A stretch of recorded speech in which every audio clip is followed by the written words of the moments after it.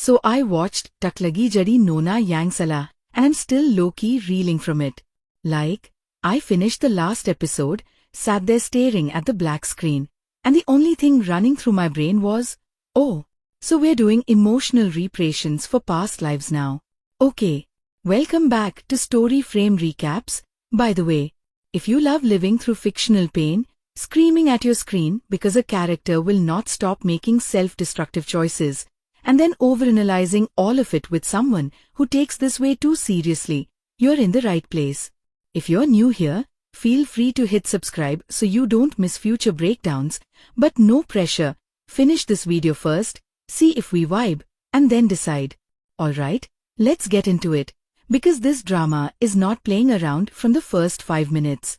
Tak Lagi Jadi Nona Yang Salah basically asks, what if the man who ruined his life by choosing the wrong woman got a second chance and realized the real person he destroyed wasn't even himself, it was someone completely innocent he barely remembered? Our May-led, Su Lin Feng, is this polished heir to a massive family conglomerate, the kind of guy who in any other drama would be introduced flanked by bodyguards in a 3-piece suit with cold elevator door sound effects. But the show actually opens with him at his absolute lowest. Bleeding, alone, phone on the floor, his so-called loving wife looking down at him with that dead calm face villains use when they finally get everything they want. The first scene is honestly brutal in a quiet way. There's no dramatic thunderstorm, no melodramatic screaming, just Lin Feng realizing at the very end that his wife has been using him, playing him, and finally discarding him for his shares and his surname. He tries to crawl to her, asks, Royan, why? And she just answers, because you were easy. That line? It hits. Because it's not about intelligence, it's about emotional vulnerability. You instantly get that his downfall isn't that he's dumb, it's that he trusted the wrong person with a loyalty that should have gone to someone else. And then we see the company press conference on TV, the headlines calling him unstable, the police sirens outside, and the sound sort of muffles as the blood pools. Cut to black. Title card. Then boom, he wakes up. 10 years earlier. Back in his bedroom in his family mansion, fully alive, gasping, sweating, with his heart pounding like he just ran out of hell. And the way the show handles that whole rebirth realization is actually so satisfying. He doesn't just instantly go, oh, I've reincarnated, cool, time to be a business god. No, he's disoriented. He thinks he's hallucinating. He runs downstairs and nearly collides with his father, who in his first life died of a stroke after all the corporate mess, and he literally staggers back because seeing this man alive again knocks the air out of him. There's this tiny, quiet moment where his dad is scolding him for oversleeping, and Lin Feng just grabs his arm with shaking hands and says, "You're still here?" And his dad's like, "What kind of creepy thing are you saying first thing in the morning?" But you can see this flicker of concern in his eyes. That little acting choice sets the tone. This isn't going to be just a revenge power fantasy where our male-led turns into this ice-cold mastermind. He's traumatized. He's grateful. He's terrified he's going to screw it up again. And then, of course, the show does the thing we're all waiting for. It reintroduces the ex-wife candidate. Jiang Royan, in this timeline, is not his wife yet. She's still the girl the Su family is casually considering as a good, solid political match. In the first life, she approached him like some gentle savior. Now, with all his memories intact, he's watching her every move like someone who's seen behind the mask. You know that feeling when you rewatch a drama, and suddenly all the nice gestures from a villain feel creepy because you know where it leads? The show makes you feel that, through him. There's this early dinner scene where the families meet. In the past, this was the start of their tragic marriage. This time, though, the camera stays really close on his eyes while she plays her role, apologizing for being too bold, pretending to be uncomfortable with the idea of engagement, lowering her gaze exactly at the right beats to look obedient but not weak. Lin Feng is just sitting there motionless, watching, and the sound design drops out everything except the clink of her chopsticks. It's so tense. His father is smiling, the elders are pleased. and you can almost see their old future assembling itself again like a trap snapping shut. And then he just says, very calmly, I'm not considering marriage right now. The whole table freezes. His dad looks at him like, excuse me? Royan blinks, clearly not expecting resistance this early in the game. She hides it fast with a soft laugh. But for half a second, you see the calculation in her eyes. That half second is so important. The actress nails that micro shift from, oh dear, I'm shy, to wait, my script is not going according to plan. Now here's the thing about this drama that surprised me. It doesn't immediately toss Lin Feng into supervillainy mode where he crushes everyone who wronged him. Instead, it anchors him to this one very specific memory, a summer day from his childhood, with a little girl he barely knew. The show sprinkles these fragments in early on. Sunlight on dust, a red kite tangled in a tree, him as a young boy crying alone behind some holiday villa, and this girl bringing him melted ice cream and saying, it doesn't matter if it melts. It's still sweet. He never even knew her name clearly. He called her Xio Yue because that's all he remembered from her mother shouting from a distance. Back in the new timeline, as he's scrambling to avoid all his old mistakes, he bumps, literally, into Lin Xive. She's carrying this stack of design portfolios, walking way too fast because she's late for a part-time job interview, and he steps out of a car at the wrong moment. Papers everywhere. He bends down to help, their hands touch, yada yada. But what actually sells it is not the cliché, it's the way sound warps. The crumple of paper, the distant noise of traffic, and then, buried under it, the echo of that kid voice calling, Big brother, don't cry. He freezes. Xive, on the other hand, has no clue who he is. To her, he's just some absurdly well-dressed, unknowingly unmoved CEO blocking the sidewalk. She snaps, if you're not going to help, at least stop stepping on my work. Because yes, our female lead actually has a backbone and a temper, thank God. There's this tiny pause, and then he lets out this awkward little laugh, almost disbelieving, and starts picking things up. You can see it on his face. He's seeing the same eyes from his memory on a grown woman. But he doesn't say anything. How do you even start that conversation?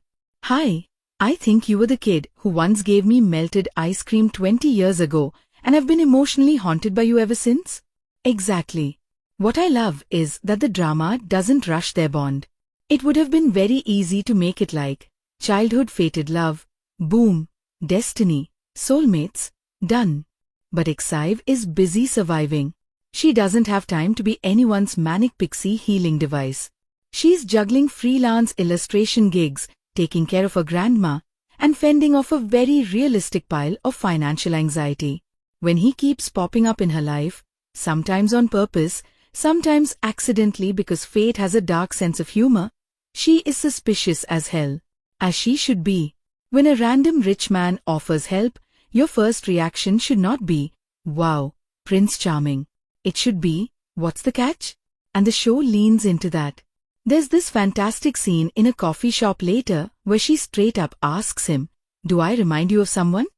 He's caught off guard and fumbles some line about how her work caught his attention, but she presses, because I've met men like you before. I'm not going to be anyone's substitute. This is early, like before they're even close, and it sets such a strong foundation for her character. She doesn't want to be the tool that props up a broken man's ego. She wants to be chosen for herself. That line circles back so many times emotionally as the story goes on. Let's talk a bit about Su Lin Feng as a character, because he really anchors the whole thing. In his first timeline, he was this soft-hearted heir who thought loyalty meant never questioning the people you love. He cut off people who challenged his wife because he thought that was how you prove devotion. The rebirth doesn't turn him into some cold-blooded demon. It gives him this constant, simmering self-disgust. Every time he remembers how badly he misjudged things, you can see him fighting the urge to overcorrect hard. There are scenes where he's so sharp, so ruthless in meetings, you think he's overcompensating just to prove to himself that he's not that naive guy anymore. One of my favorite early sequences is when he starts preemptively blocking the business moves he knows will ruin his family in the old timeline.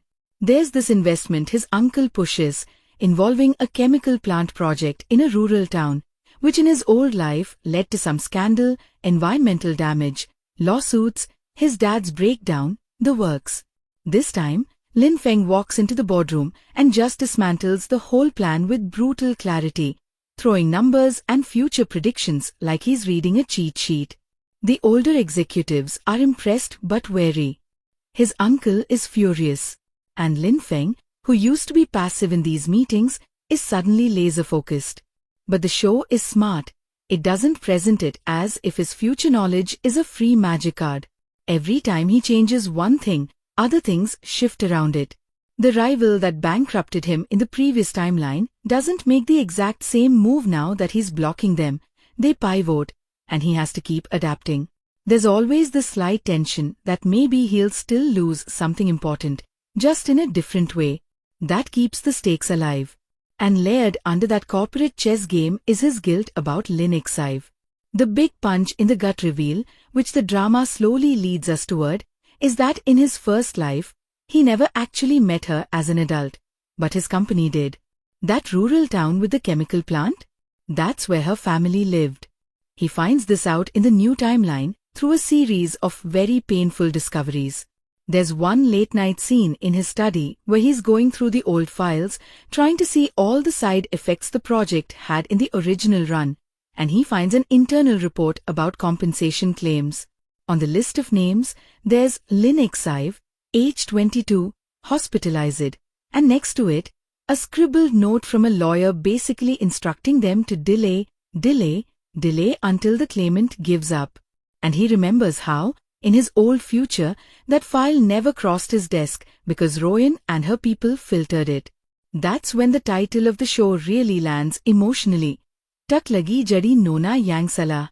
No longer making the wrong girl the one to blame, no longer choosing the wrong woman to protect while an innocent one dies in the background. He realizes that while he was busy defending his wife publicly from baseless rumors and screaming at the press, there was this young woman quietly fighting for basic justice, overlooked and destroyed by the machine that bore his family name. And he never even knew. It's actually worse than if he'd directly hurt her, because indifference can be so much more chilling than open cruelty. What makes his arc interesting is that he doesn't suddenly turn into this heroic savior for Exive just because he knows what happened. At first, he almost treats her like this living apology he needs to make. He's overprotective, overly generous, subtly trying to rearrange her life so all the bad things never come near her again. He buys out the building where her grandma's little rental room is to keep rent from going up, but he does it under some company shell so she doesn't know. He steers big clients toward her illustration work. He's playing God. And you know what? The drama calls him out on it. Hard. There's a scene around the middle where Exai finds out that he's been behind half the lucky breaks she's gotten. She goes from stunned to furious in about 3 seconds. She tells him, "I worked so hard to believe I got here on my own. Do you know what you just stole from me?" And that line cuts deep. For a guy who spent one lifetime losing everything, he doesn't understand at first that taking away someone's struggle can also be taking away their sense of self. That whole confrontation is so raw. She is crying, but not in this begging, pathetic way. It's this angry, betrayed, "I thought you saw me," not just your guilt kind of tears.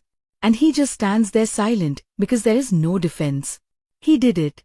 His intentions were warped, even if he meant well. Exai herself is honestly one of the better female leads I've seen in this sort of rebirth setup. From the description, you might think she's the classic pure white lotus who heals the broken CEO with her sunshine. She's really not. She's kind, yes, but it's a choice, not a default setting.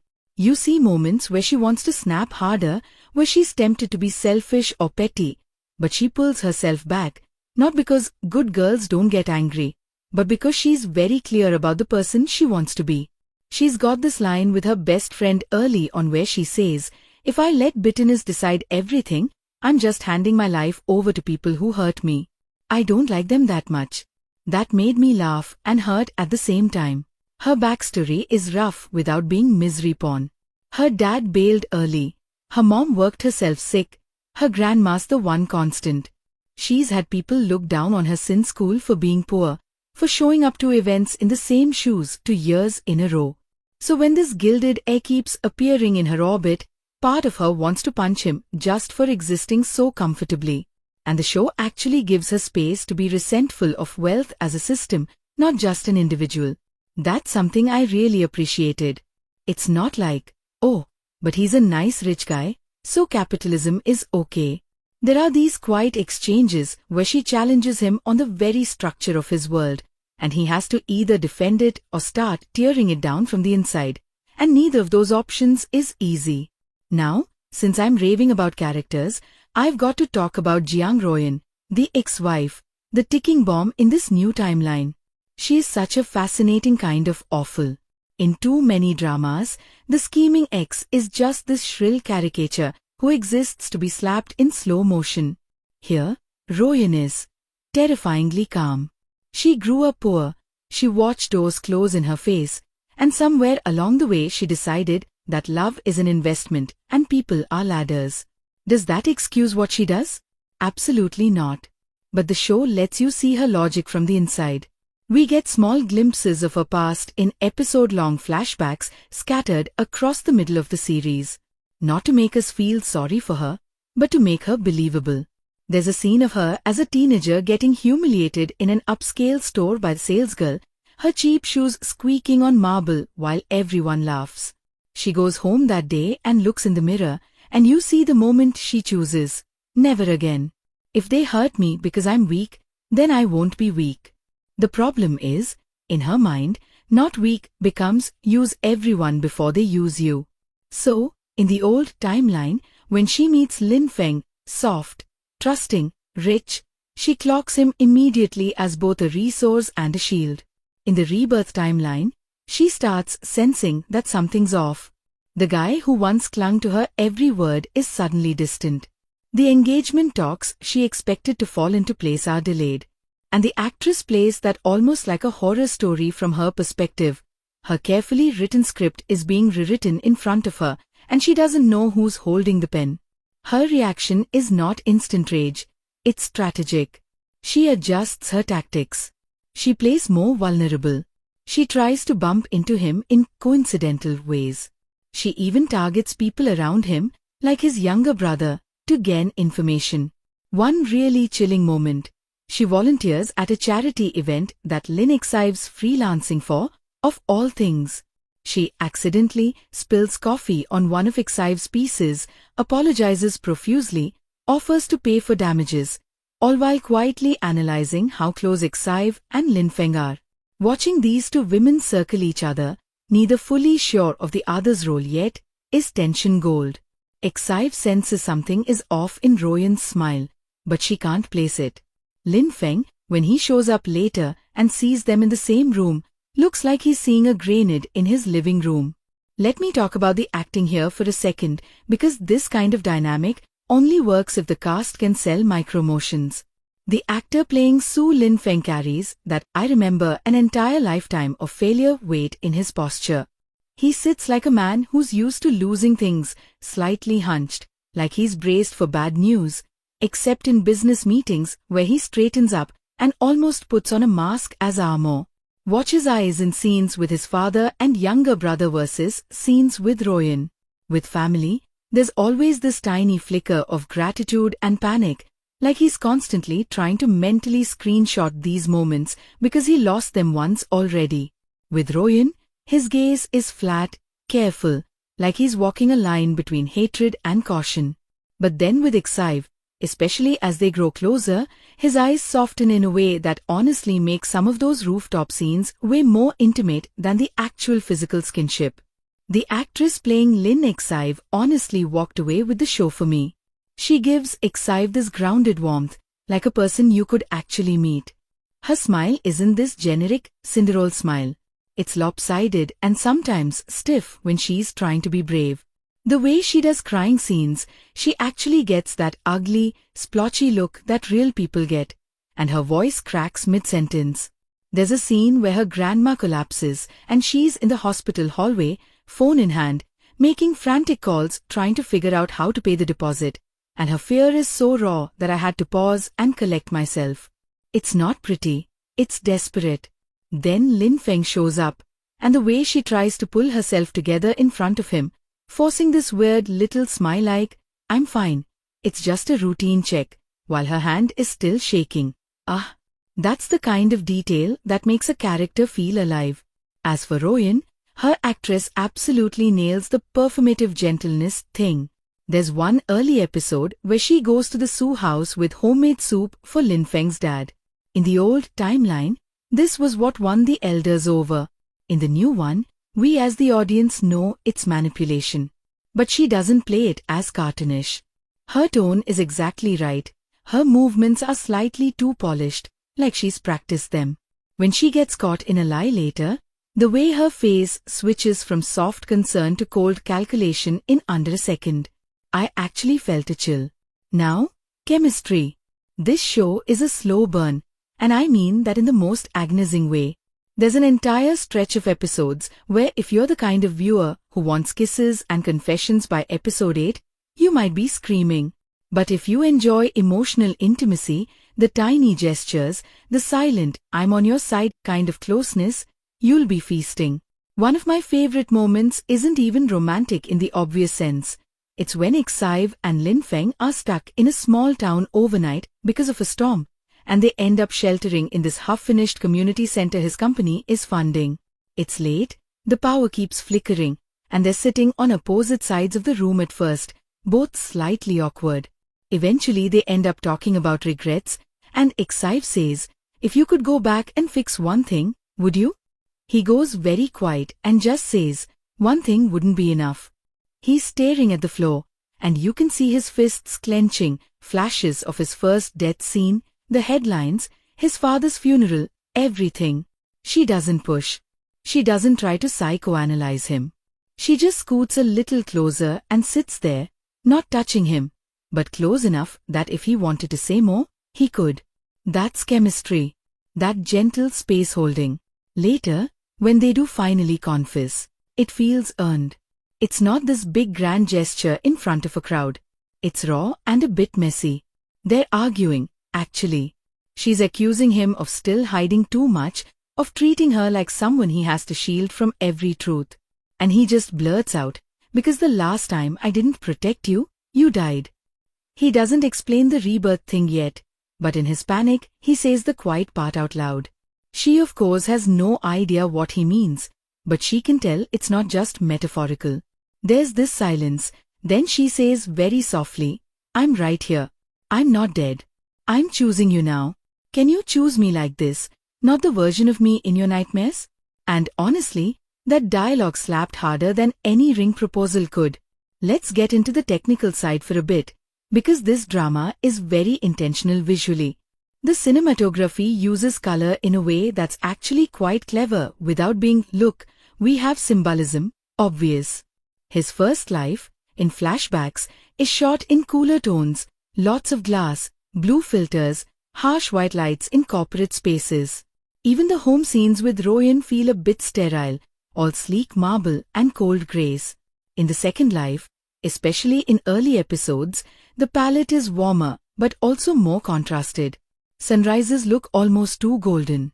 The Su family home at breakfast has this cozy yellowish cast that screams this is what he's trying to protect this time. Meanwhile, whenever we're in scenes where Lin Feng is slipping into his old pattern of control or manipulation, the light gets sharper, shadows more defined. You may not consciously clock it, but emotionally you feel that shift. And don't even get me started on the way they frame Lin Ixive. When she's alone in her own spaces, her tiny room, her art desk, the bus, the camera often sits at her eye level, slightly handheld, so you feel like you're right there.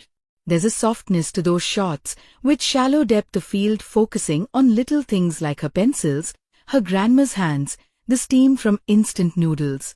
When she steps into Lin Feng's world, the angels suddenly change.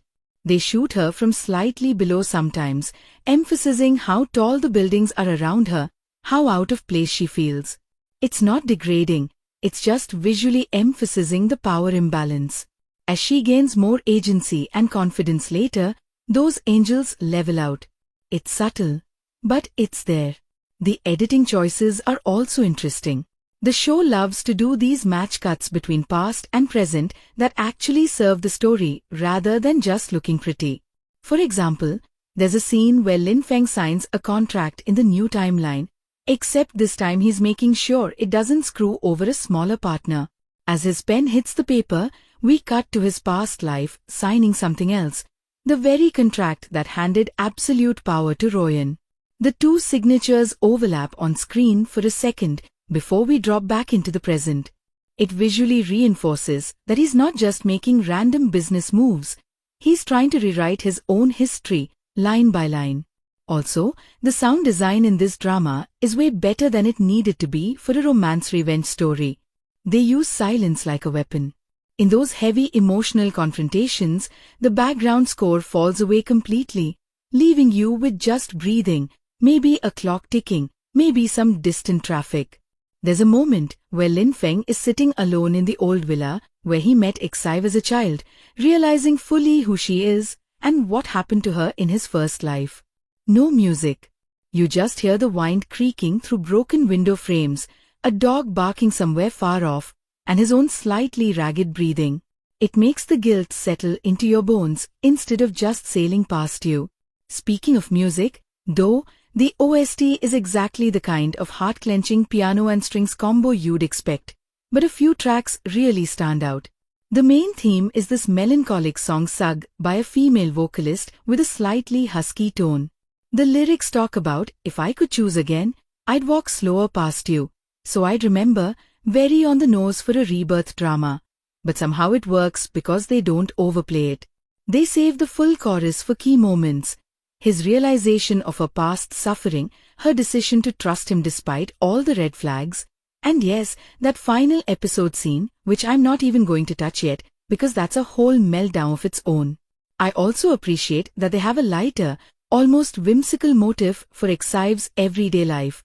A little acoustic guitar riff, some soft percussion. It pops up when she's sketching, cooking with her grandma, or goofing around with her best friend.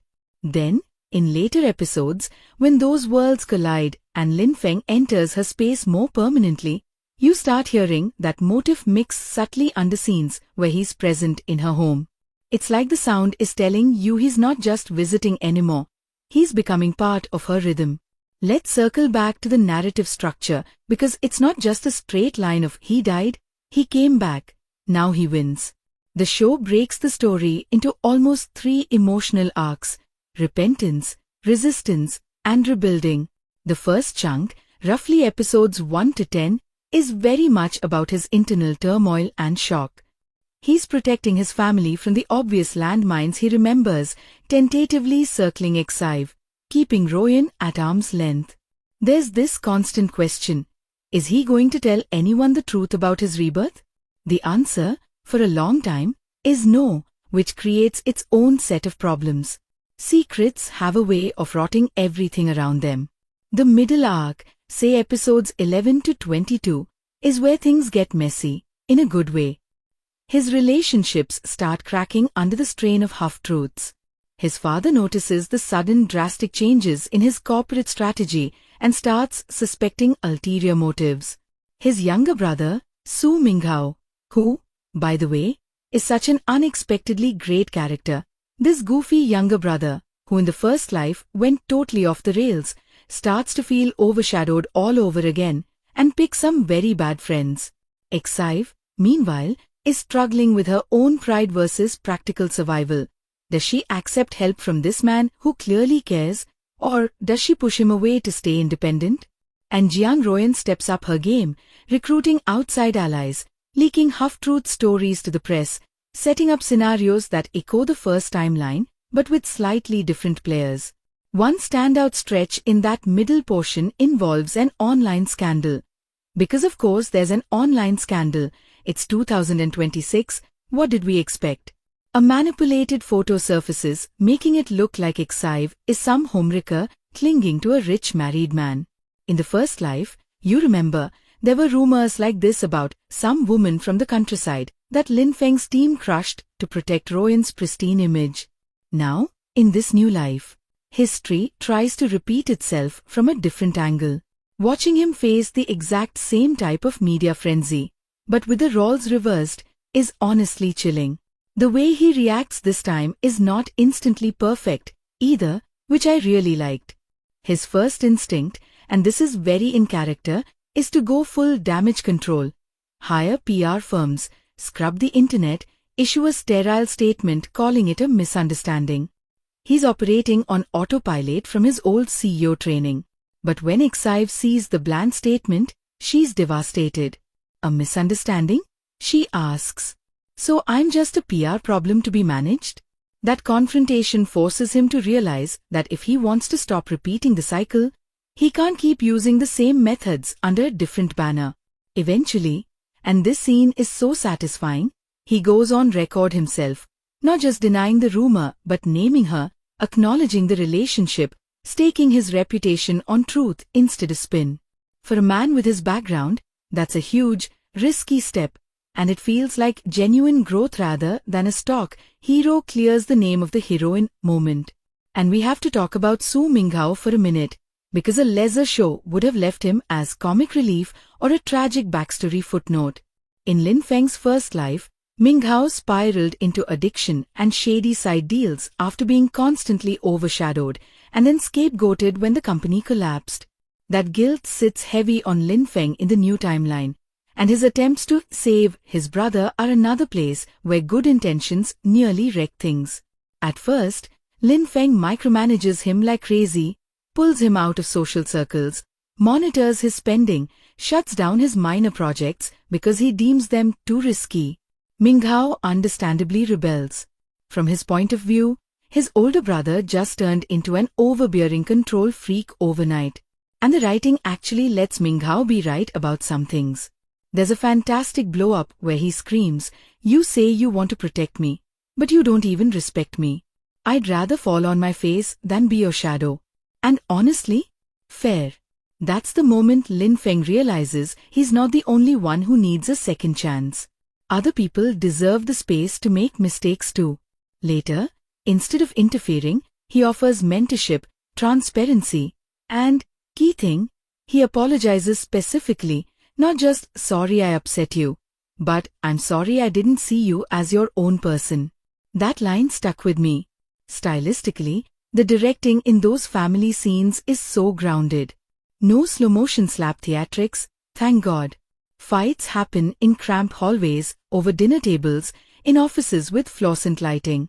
That choice makes the echo to real families stronger. Because most of us don't have our big emotional confrontations standing in the rain outside a mansion, we have them over cold food and half-finished sentences. On the topic of visual choices again, there's a repeated motif of doors in this drama. I know that sounds like film student overthinking, but it's really there. We constantly see characters framed in doorways, eavesdropping behind slightly open doors, closing doors on each other. There's this early shot of young Lin Feng holding a door half open while his dad swears at someone on the phone, telling him to go back to bed. In the first life, he walked away. In the second, there's a parallel scene, but he steps through the doorway instead, offers to help, joins the conversation. Visually, it mirrors his choice to engage instead of withdrawing.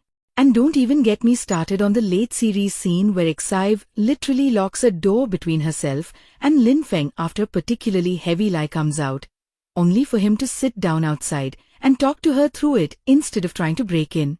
That kind of staging says so much without any overblown dialogue. The dialogue itself is surprisingly sharp most of the time. Of course, it has its share of melodramatic lines. This is a rebirth drama. I expected at least one, "If fate is cruel, I'll be crueler" speech. But the bulk of it is grounded in very human fears. What if I mess it up again? What if I can't forgive myself? What if loving you means hurting you?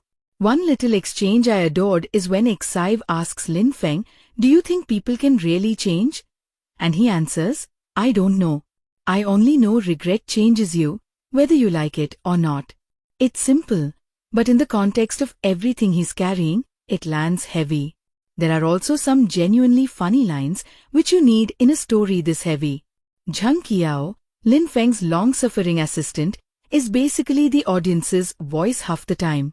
There's this scene where he walks in on Lin Feng staring at his phone, clearly debating whether to text Exai first.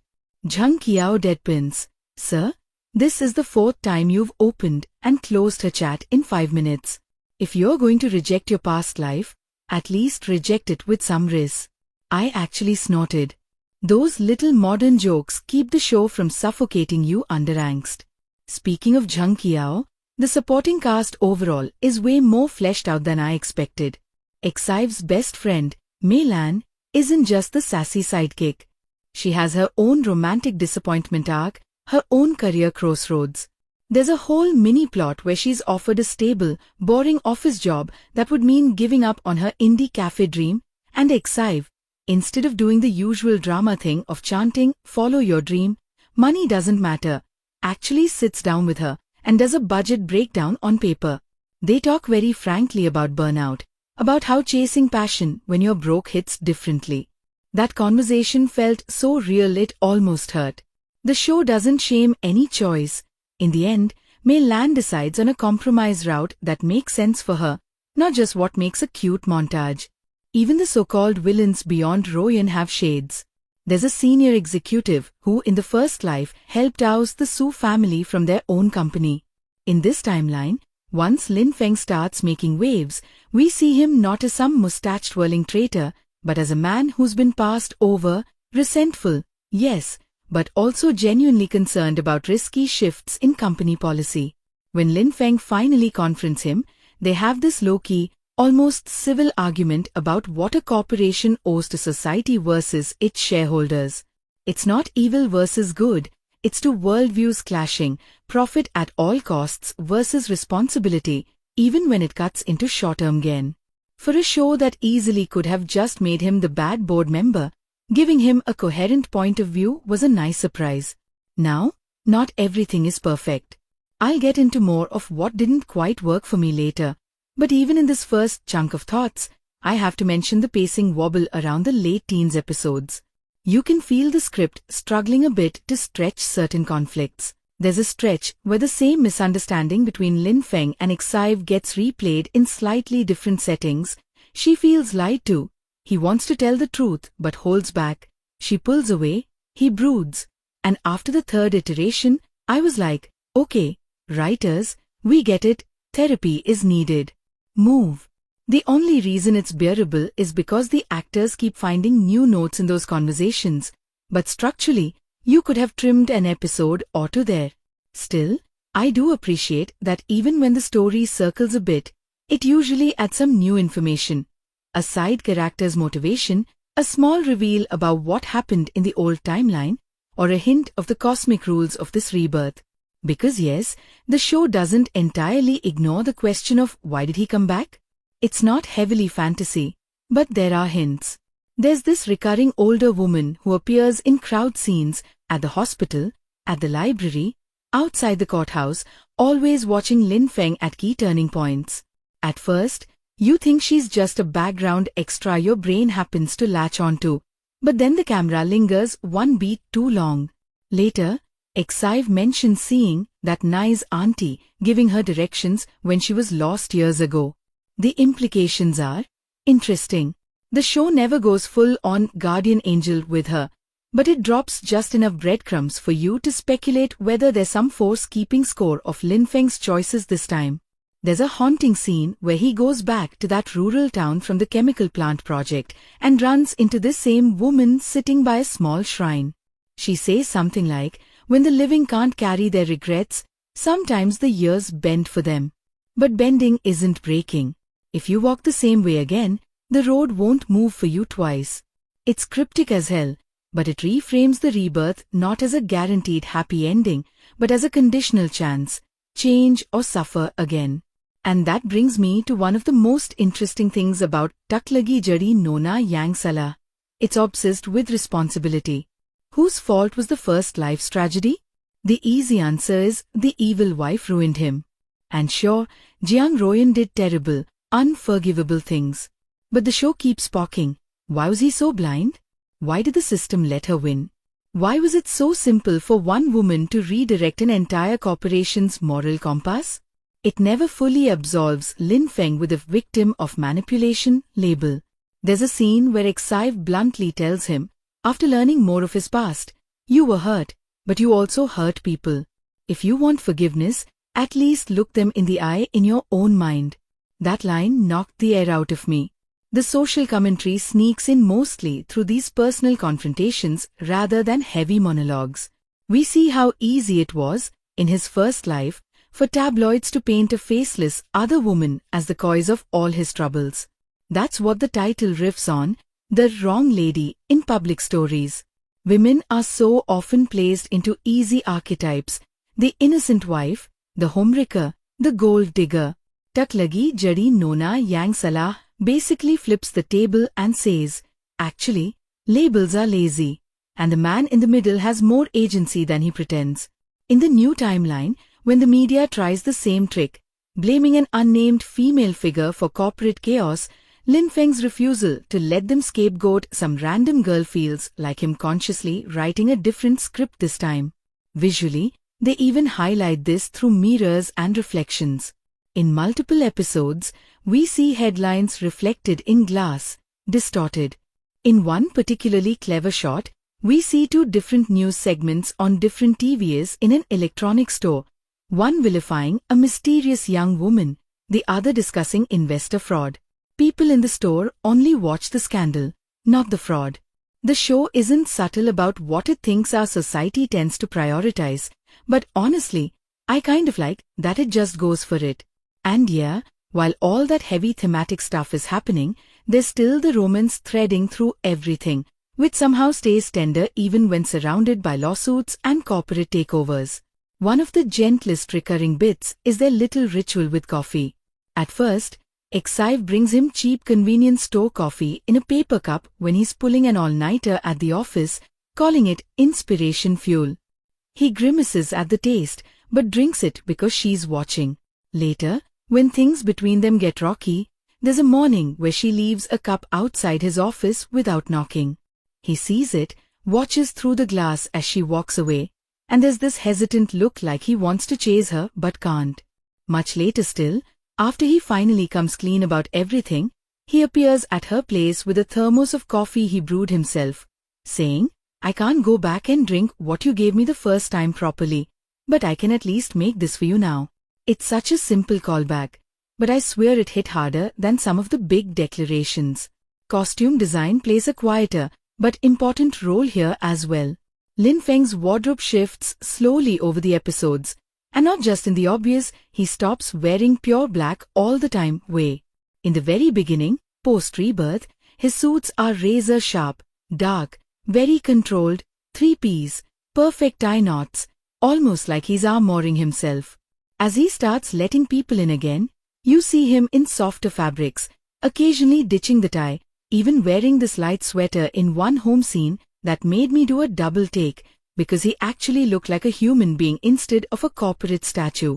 Exive's clothes move subtly in the opposite direction, from mismatched, obviously budget-constrained outfits to more cohesive looks as her career stabilizes. She never suddenly turns into some haute couture queen, thank God. But there's a visible growth in how much space she allows herself to take up. The set design for her world is probably my favorite though. Her room is tiny, but it looks lived in. Post-its, scuffed walls, plants barely hanging on, a cluttered desk with both art tools and unpaid bills. It's not the Instagram version of poverty. It's real, slightly messy, sometimes claustrophobic. Opposite that, the Su family house is the classic rich drama mansion. But they sneak in enough quirks, a slightly dated painting his dad refuses to take down, worn spots on the stair rail where people actually touch it, to keep it from feeling like a showroom. We also get a good look at the cold corporate world through location choices. Glass-walled boardrooms, fancy restaurants where alliances and betrayals happen over wine, hospital VIP suites that feel more like hotels. There's a conscious contrast between spaces where power is executed and spaces where emotion is allowed to breathe. For example, Some of the most honest conversations happen on rooftops, in stairwells, at roadside food stalls, places with bad lighting and noise, where no one's performing for anyone. And you know what? I have to give the director credit for resisting certain typical shots. You know the one, heroine crying in the rain, camera spinning around her, male lead appearing with an umbrella in slow motion? We don't get that here. There is rain, obviously, because drama law requires at least one rain scene. But when it comes, they use it for this really grounded beat. Exive waiting alone at a bus stop, soaked because her cheap umbrella broke, on a day where everything has already gone wrong. Lin Feng pulls up, sees her, offers a ride. She hesitates, eventually gets in. There's no swelling music, no witty banter. They just sit there, wet and exhausted, listening to the vipers. That quiet shared misery feels way more intimate than any orchestrated umbrella hero shot. I'm realizing I've talked for this long and haven't even touched the specifics of the ending or some of the bigger twists that hit later, especially around the courtroom arc and the final confrontation with Royan and the board. Those need their own deep dive because the way the show resolves the question of how much is enough payback is complicated in a way I wasn't fully expecting from how it started. So let me pause here on the breakdown of vibes, characters, and craft. And next I want to pull apart those final episodes, the choices they made with Royan's fate, how far they pushed the legal realism, and most importantly, whether the payoff for all of Lin Feng's second chance choices actually feels emotionally earned or just morally tidy. Alright, so let's talk about that whole third act pivot, because this is where Tak Lagi Jadi Nona Yang Salah stops being just CEO, gets a redo, and picks the sweet girl instead, and turns into, okay, but what are you actually going to do about the bodies your empire is standing on? The trigger, funnily enough, is not Royan directly.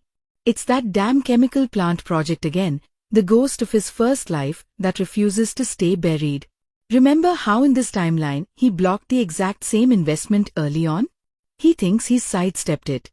He's so sure he's untangled that knot. And then, in episode 20-something, a new segment comes on in the background while he's cooking with Exive in her tiny kitchen, this cheerful little domestic scene.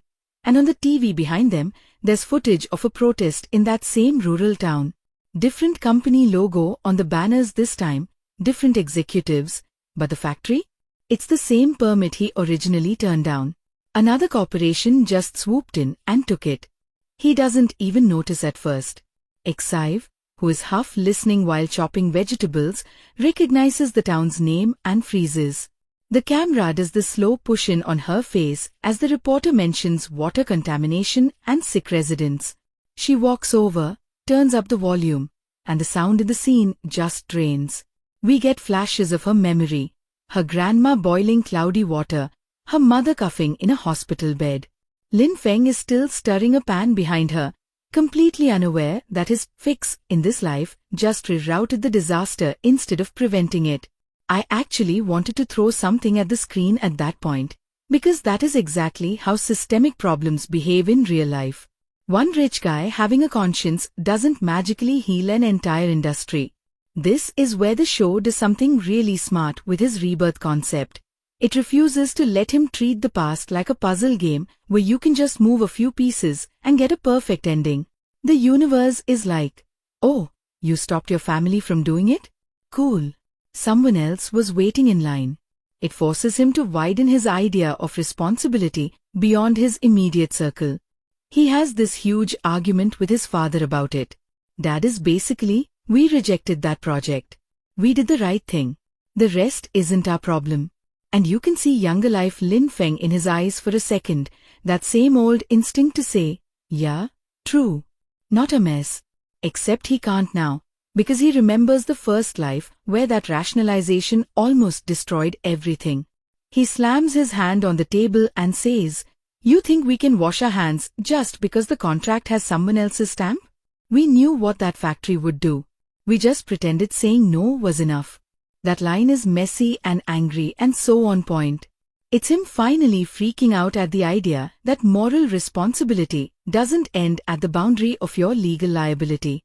And of course, because drama gods love collateral pain, this is also the stretch where Excive's grandma's health starts sliding down fast.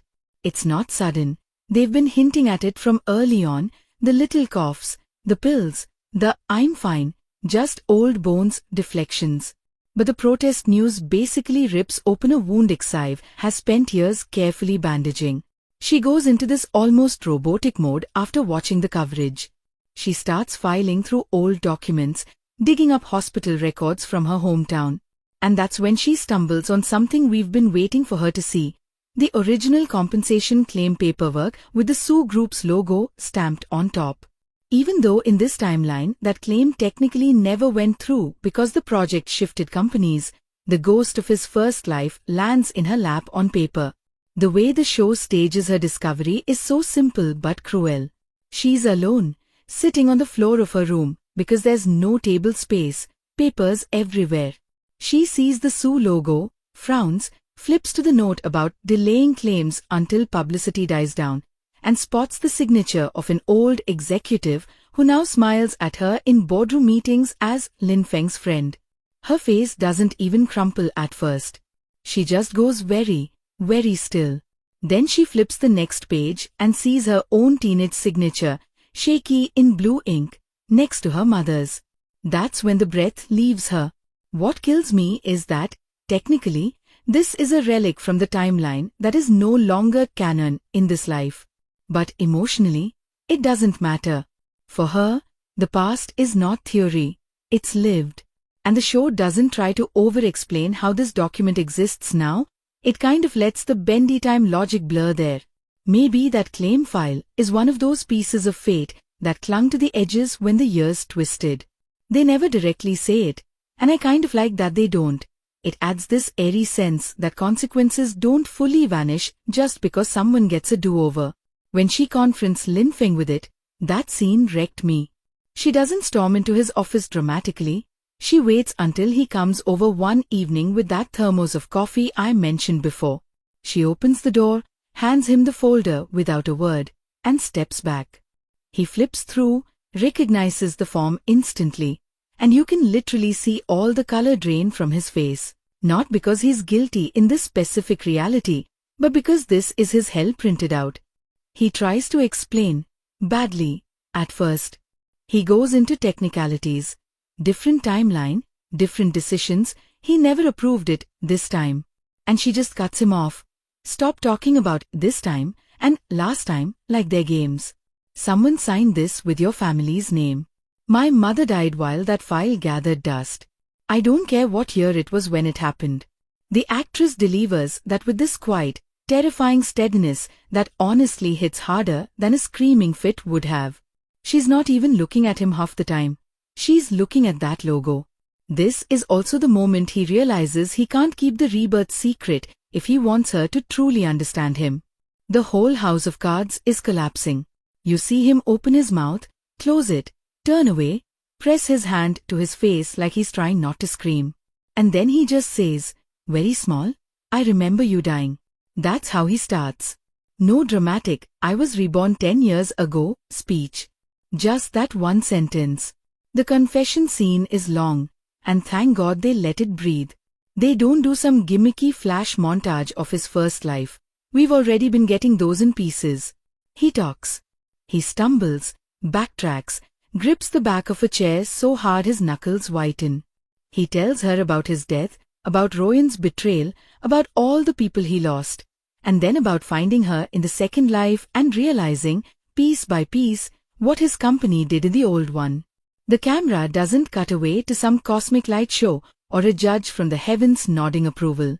It stays on their faces, because the magic isn't the time travel. It's what it does to two regular people trying to figure out what the hell to do with that knowledge. Exive's reactions go through a full grief cycle in about 10 minutes. There's disbelief, obviously, because what do you even do when your boyfriend drops, by the way, I died once already, on a random Tuesday. Then there's anger at the sheer audacity of him carrying all this without telling her sooner. She says at one point, you talk about me dying like I'm a story you read somewhere. I was living that. That's so important. He's talking from this strange perspective of someone who remembers outcomes that technically haven't happened now, and she has to drag him back to the fact that, either way, her suffering wasn't theoretical. But then there's this unexpected beat where she actually believes him, not because he begs or swears, but because too many little details line up that she could never have told him. He describes the layout of her childhood house, down to the crack in the window, talks about the smell of the river near the plant, mentions a specific nurse who took care of her mom. The show resists the urge to make it some fated soulmate memory thing and instead roots it in his guilt. He read those case files obsessively in the first life after it was too late, trying to understand the human cost. When she realizes that, you can see something in her shift. Her image of him expands from rich meddling in my life to man drowning in more regret than I knew existed. Does that mean she forgives him instantly? Absolutely not. And that's where I really respect the writing. She doesn't fling herself into his arms sobbing, "You suffered so much, let me heal you," which would have destroyed the whole premise. She tells him, eyes full of tears, "I don't know what to do with this. I'm angry and I'm sad and I'm sorry for you, against my will. I need time." Then she does the one thing he's most afraid of. She asks him to leave. The next few episodes, they actually spend a decent chunk of time apart. Not break up in the dramatic sense like never see you again, but this heavy emotional distance where texts go unanswered, calls get declined, and when they bump into each other at work functions, the air is thick enough to slice. And this is not just angst for angst's sake. It gives both of them space to decide who they want to be now that all the cards are on the table. On his side, this is where the legal arc kicks into high gear. Because after that confrontation, just being a better boyfriend isn't enough. The old claim form sitting on her table is physical proof that his company once played dirty with people like her. Even if technically different lifetime, a version of that corporation still exists in the public record. He could have shoved it in a drawer and told himself, well, that was the old timeline, not my responsibility. Instead, he does something that honestly shocked me. He goes to the company's legal department, slams the file down, and says, "We need to reopen every single claim related to that factory, especially the ones we buried." There's a beat where the head of legal stares at him like he's lost his damn mind. Because financially, this is suicide. You're talking about voluntarily digging up potential liabilities years after the statute of limitations, for some of them may have even passed, inviting bad press, inviting copycat suits. From a cold business perspective, this is the stupidest move. And the drama doesn't pretend otherwise. Everyone around him thinks he's gone off the rails. His uncle calls him insane. Board members start whispering about a vote of no confidence. His father, who's been slowly warming to his reformist tendencies, looks genuinely frightened now. He says, "Do you want to destroy everything we built?" And here's where that line between revenge story and redemption story becomes crystal clear. In the first half, his driving force is "I won't let Royan ruin us again." That's revenge colored. In this half, his obsession is "I won't pretend we're innocent when we're not." That's something else entirely. Accountability. And it's not glamorous. There's no guarantee he wins. Watching a CEO choose that, fully aware that it might cost him his position, is way more interesting to me than watching him outmaneuver a board through clever contracts. The legal stuff itself is, okay, not always perfectly realistic. There are a few too convenient moments where documents are found a little too easily, or a whistleblower shows up right when they're needed. But they at least try to ground you in the actual fight. There are scenes with lawyers arguing about jurisdiction, ethics committees, the statute of limitations on environmental cases. They bring in local residents as witnesses, including this old man whose farm was ruined. He gives this monologue in court about how a man who spills poison in the river doesn't get to say "time's up" just because the calendar changed. It's obvious speech writing, sure, but delivered with so much quiet pain that it lands. Royan, naturally, is not about to go quietly while he turns himself into some crusader. She's got skin in the game. A bunch of the old shady deals were run through shell companies she controlled in the first life. The moment she realizes he's looking backwards, not just forwards, her self-preservation kicks into beast mode. She was already angry that he broke the engagement trajectory, jealous that he chose Exive, resentful that he's no longer pliable. Now he's also threatening to expose the kind of tactics she's always used to climb. For her, this is war. She tries subtle sabotage first. Leaks to the media framing his reopen the claims move as some ploy to distract from its secret scandal. Planting stories about him being mentally unstable, reusing the exact same erratic CEO narrative that destroyed him in the first life. Those parallels are brutal. You watch news anchors use almost the same phrases, talking heads speculating whether he's fit to lead, and you can feel him relive that downward spiral in his bones. The difference now is that he has at least a handful of people in his corner who know the full picture, or close to it. One underrated MVP here is his father. I honestly thought the dad would stay in that stubborn patriarch lane all the way through. The classic, I don't understand your new morality, you're threatening the bloodline, you're not my son, vibe. But they actually let him grow. There's this scene, right after the board suggests ousting Lin Feng, where the father sits alone in his study watching an old home video. It's young Lin Feng at some school recital, stumbling over a speech about wanting to build something that helps people. The dad chuckles at the kid's bad haircut, then rewinds and rewinds the word, helps. The show doesn't spell it out, but you get it. He's realizing that somewhere along the way, their measure of success narrowed to profit and nothing else. The next board meeting, when they bring up a vote to strip Lin Feng of CEO power, the father does something I didn't see coming. He abstains. Not a full show of support, he's not a personality transplant, but he refuses to add his weight to the ousting. He says, if we taught him that this family only takes and never gives back, then maybe this mess is also on me. That humbling? That's huge for his character. And it's done in this very clipped, prideful way that still feels true to him. Meanwhile, Exive is fighting her own battle outside the boardrooms. She's not just sitting at home waiting for updates, thank God. That claim form she found? She turns it into action. She goes back to her hometown with a camera and a sketchbook, starts collecting testimonies from people who never got their day in court. The episodes where she's walking through familiar streets, filming polluted streams, drawing the faces of residents as part of a digital exhibit, are some of the strongest in the whole show. There's this montage where her illustrations are intercut with real legal files, human stories versus dry documents, and it hits. Her art, which up to this point has mostly been her survival job, suddenly becomes weaponized truth. At first, she keeps all this separate from Lin Feng. She's still furious, still unsure how to stand near him without wanting to simultaneously comfort and slap him. But of course their paths cross because story structure demands it. A small NGO picks up her project and partners with a larger firm to bring a class action. Guess whose legal department that firm has quietly contracted for consultation? Yeah, his. Their reunion in that context, across a conference table with lawyers and PowerPoints around them, is icy. He walks in, sees her among the plaintiffs, and there's this micro beat where his whole face lights up because he's missed her, then shudders when he realizes why she's there. She looks him dead in the eye and says, "Today, I'm not here as your anything. I'm here as someone your company hurt. Can you respect that?" And to his credit, he nods and sits down like she just slapped a judge's robe on herself. The courtroom arc that follows might be a bit dramatized, but it's emotionally satisfying.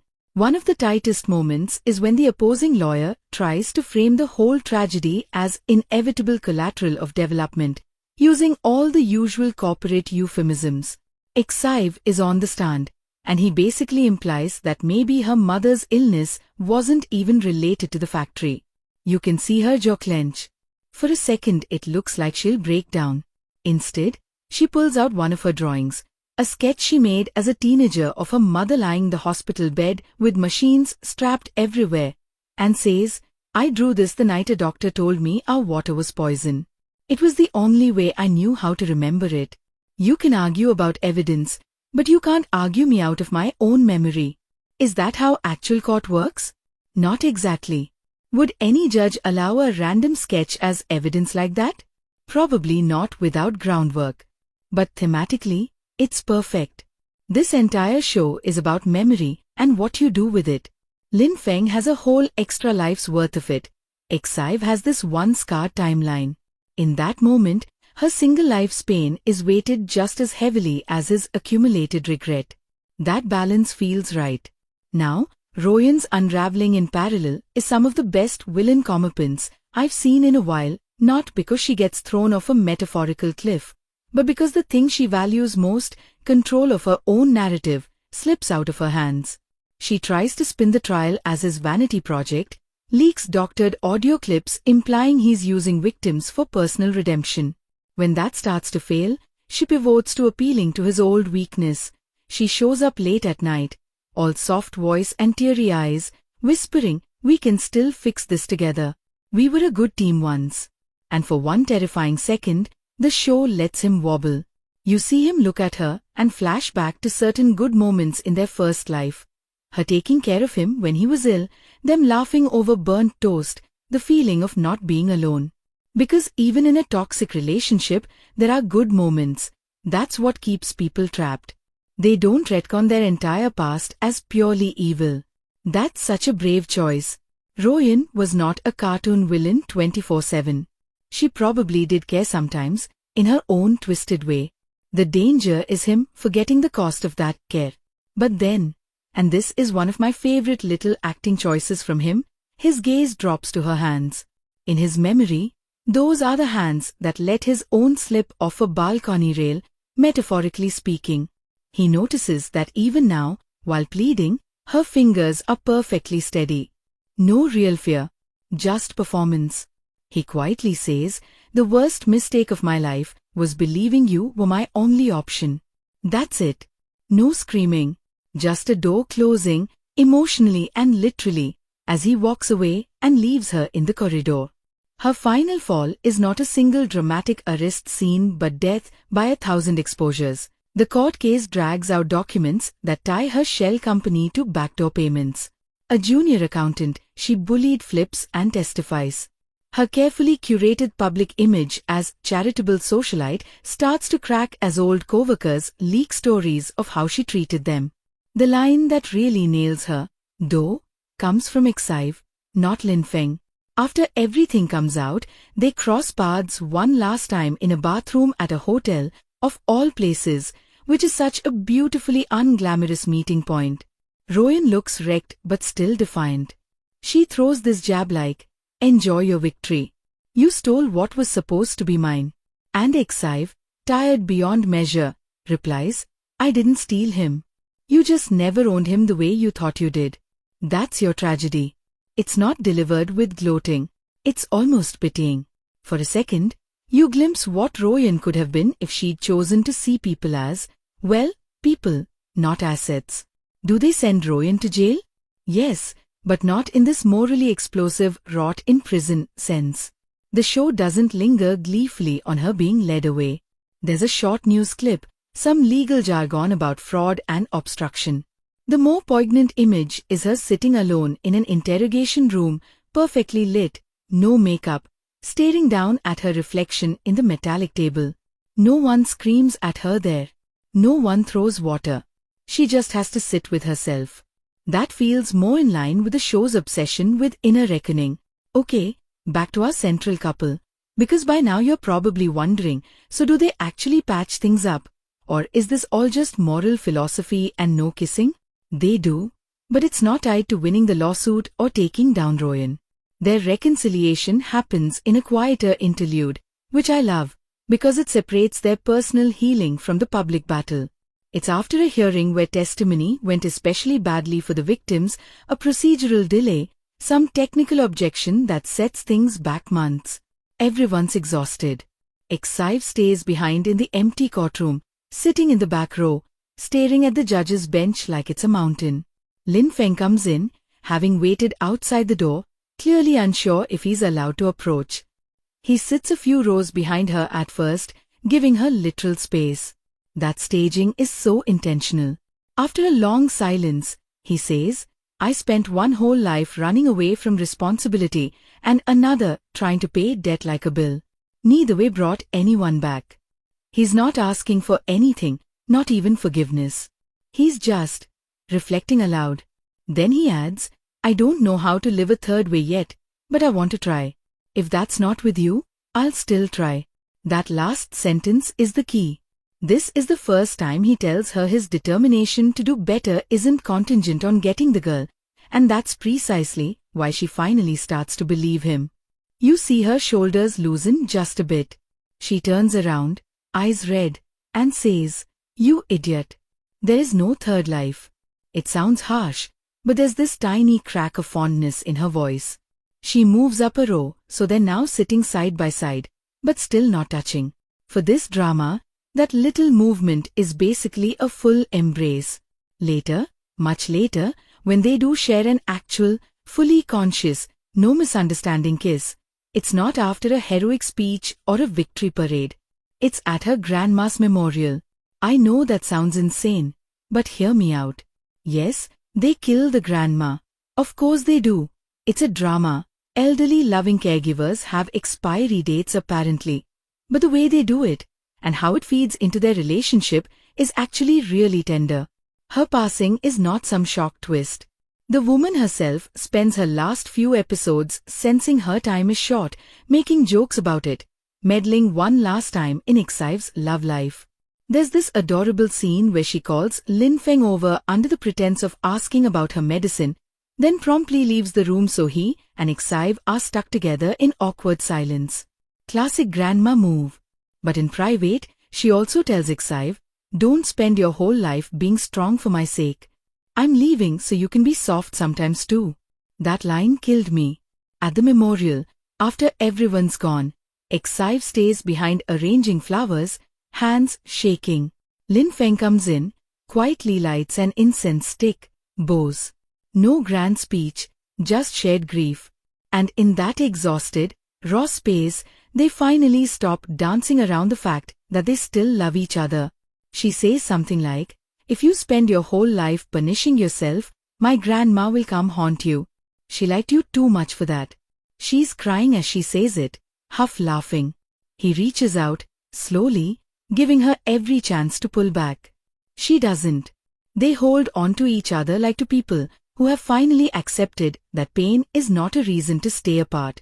The kiss itself is soft, tear-salted, not that choreographed spin and dip style. It feels like two people leaning forward out of habit, not performance. And honestly, considering everything they've gone through, anything more dramatic would have felt fake.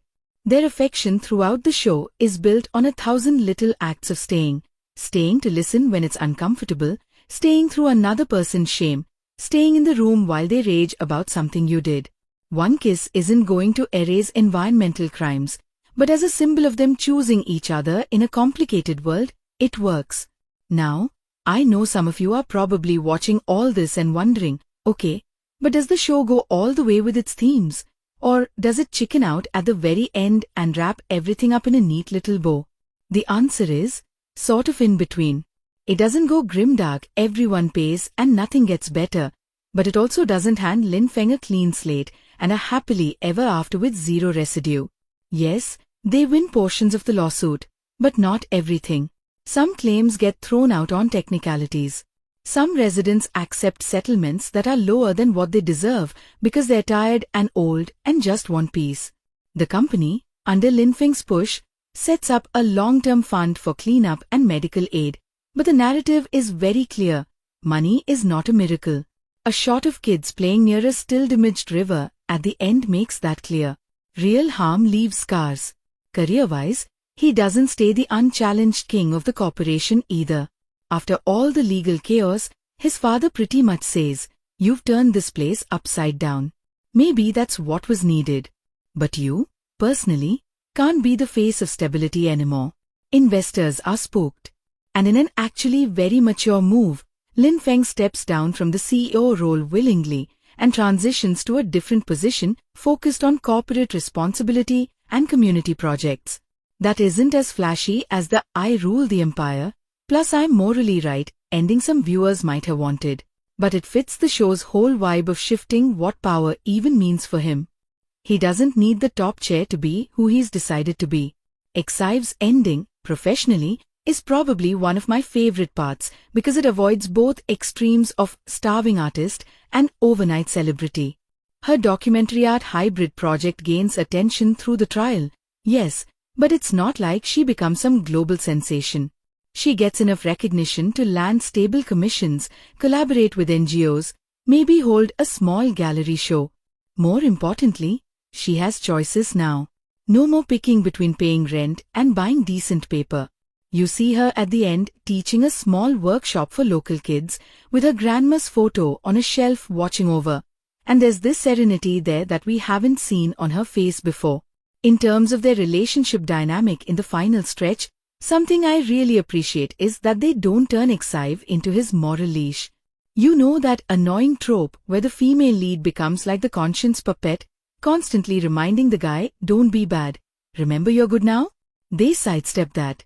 There's a key scene where he messes up again, smaller scale, but still meaningful. He's negotiating a redevelopment project in another area with a shady landlord, and in order to secure quick housing for displaced tenants, he agrees to terms that will likely push out an older shop owner. He rationalizes it as a necessary compromise. When Exive finds out, she doesn't go full, "you're evil again" mode. She says, "I'm not your judge. I just need you to hear the part of you that isn't comfortable and stop burying it under contracts." That might sound like some fortune cookie line on paper, but in the scene it plays as this very adult reminder. You will make imperfect choices, but the important thing is whether you keep listening when your gut says, "Hey, this feels like old behavior." Their conversations have shifted from melodramatic fights to honest negotiations about values. To me, that's more romantic than 10 rooftop proposals. Now, I want to talk about one more thread before I eventually move towards the bigger verdict stuff in the final part. The mysterious older woman I mentioned earlier. Because yes, the show does circle back to her. Was she an angel? A ghost? A metaphor? They never slap a label on her, but they give you just enough to chew on. Near the last few episodes, after the main legal arc calms a bit, Feng goes back to that rural town alone. He walks by the little shrine we saw before, and there she is again, sweeping the steps like she belongs there. He's no longer freaked out by her repeated appearances. There's even a hint of wary familiarity. He leaves an offering, just a simple bundle of flowers, and says, almost to himself, "If the years bent for me, like you said, I don't know if I did enough with it." She looks up, squints at him for a long moment, and then hits him with something like, "Regret is a slow eater. If it's still biting you, it means you're still alive enough to feed it." That's not a curse. Is that a totally cryptic line? Absolutely. Did I rewind it 3 times? Also yes. He laughs this tired little laugh and asks the question we've all been wanting him to ask. Was it you? Did you send me back? She tilts her head. This is where a lesser show would go into a flashback of her as some cosmic judge. But here, she just says, "Who else would give you more time but the people you owed it to?" Then she walks away. You can interpret that a lot of ways. Maybe she's the embodiment of the town, or of forgotten victims. Maybe she's literally no one magical, and he's reading meaning into a random kind stranger. The show doesn't confirm anything. I kind of love that. Keeping that slightly supernatural edge unpinned lets the story stay more about human choices and less about a fantasy rulebook. It also threads nicely into the visual of Exive later going to that same shrine at the very end, leaving her own flowers, as if she's acknowledging the weirdness and the weight of everything that's happened without needing a diagram. From a craftsmanship point of view, those scenes with the older woman are shot in this very earthy, grounded way. No halo lighting, no weird filters. She's wearing plain clothes, her broom is old and frayed, the shrine is modest. The sound here is heavy on crickets, wind, distant dogs, that sort of thing. It feels like the show saying, if there are miracles, they look like this, ordinary, almost unnoticeable, happening in the margins. Alright, I've been mostly praising or at least admiring specific choices, so let me poke at some of the things that didn't quite land for me in this back half, because it's not flawless and I don't want to sound like I've joined its fan club without a membership exam. First off, the corporate realism, like I hinted, gets wobbly. There are scenes where billion-level deals are signed in what looks like a co-working space conference room with the signatures and a handshake, and I'm sitting there going, where are the 20 other lawyers? Where are the regulators? I know, drama time is short. You can't show every due diligence meeting. But sometimes the shortcuts are so blatant they pull you out. There's a particular bit where overnight, because of one news story, stock prices plummet, the board calls an emergency vote, and one speech completely changes everyone's mind. I'm sorry, no. Investors in reality have the attention span of gnats and the memory of elephants, not the other way around. The legal stuff too, while emotionally satisfying, sometimes dips into law and order, drama edition. A witness bursts into the courtroom right at the perfect moment with a piece of evidence that somehow no one else uncovered. The judge delivers these eloquent, almost poetic lines when issuing orders that made me cackle a little, because most judges I've seen barely string 3 adjectives together in a ruling. If you're someone who needs your legal plots airtight and brutally accurate, you're probably going to be rolling your eyes here and there. For me, the emotional truth was strong enough that I forgave most of it. But yeah, it's not documentary level. Second, there's this small side plot with Mei Lan, ex-Ive's best friend, and a potential love interest in the latter half that felt tacked on. They bring in this journalist who's covering the lawsuit. He and Mei Lan bicker a bit, share a couple of late-night editing sessions. There's clearly something sparking, and then it kind of fizzles with a vague hint of maybe someday. On one hand, I like that not every relationship is forced to fully bloom on screen. On the other, the amount of screen time they gave him in the back half made me feel like they started writing a proper romance and then cut it in post. Some of those minutes could have been spent fleshing out other emotionally rich threads instead of him making cheesy, only print truth comments. Third, and this might be controversial, I think they slightly chickened out with Royan at the absolute end. Not in terms of legal consequences, those were decent, but in how they shaded her inner world. We get one short flashback montage of her as a kid again, alone in that shop, cleaning floors, listening to rich customers gossip. Then we snap back to her in prison uniforms, sitting on her bunk, staring blankly. And that's it. I wanted one real scene of her actually wrestling with herself, not just visually mirroring the poor child to jailed woman arc. To be fair, the show's focus is not on rehabilitating her, and maybe giving her an extended introspective scene would have pulled sympathy in a direction they didn't want. But considering how much effort they put into making everyone else's inner shifts feel layered, the end of her arc feels abrupt. Like they were afraid that if they gave her even 5 more minutes of fleshed-out emotion, viewers would turn around and go, "So we're forgiving her now?" when that wasn't the point. I get it, but it still left a slight hollow note in an otherwise well-handled downfall.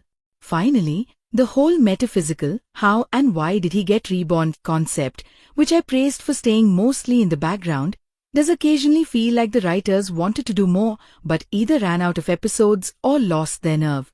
There are these scattered hints, the older woman, a few dream sequences where he hears overlapping voices from both timelines, a recurring motif of clocks stopping at certain key moments, but they never quite cohere into a clear internal rule set. For some viewers, that mysterious fog is going to be part of the charm. For others, especially people who like their fantasy logic tidy, the vagueness might feel like a cop-out. Personally, I'm fine with it staying in the maybe karma, maybe coincidence, maybe a grand cosmic glitch zone. But I do think they could have sharpened the thematic link between the magic and the message. Was the rebirth granted as a reward, a punishment, a test, a random second chance? The older woman's line about the people you owed it to suggests it's not about him being special, it's about unfinished accounts. But that idea never gets fully voiced by anyone else, which makes it feel a bit like an afterthought instead of a spine. That said, the emotional spine, which is what matters to me more, stays strong all the way up to that final shot. And I want to talk about that shot because it's one of those endings that's simple on the surface but says a lot if you sit with it. The last scene we get is not a wedding, not a baby, not a giant company ribbon cutting. It's Lin Feng and Xive at that same seaside villa where they met as kids, now renovated as a small community center, an art space jointly funded by what's left of his money and some grant. Kids are flying kites, there's paint on the walls, someone's playing off-key guitar in a corner. They're not alone, that's important. Mei Lan is there.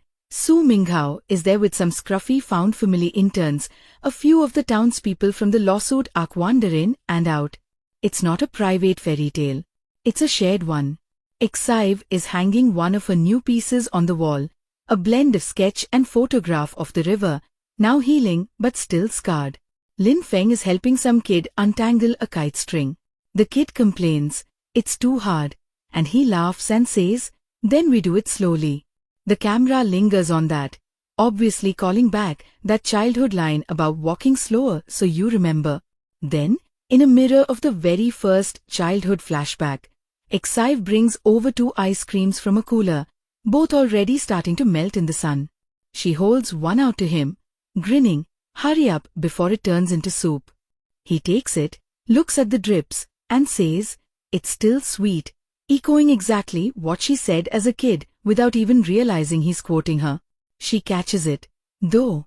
There's this tiny pause, this awareness passing between them that their timelines, their memories, their choices have all braided into this one ordinary, messy, beautiful present. No magical sparkles, no voiceover, just them, caramel dripping on their hands, sun too bright, wind too strong, kids yelling in the back. The very final frame is not on their faces, it's on the kite in the sky. It stutters, dips dangerously close to crashing, then catches an updraft and steadies.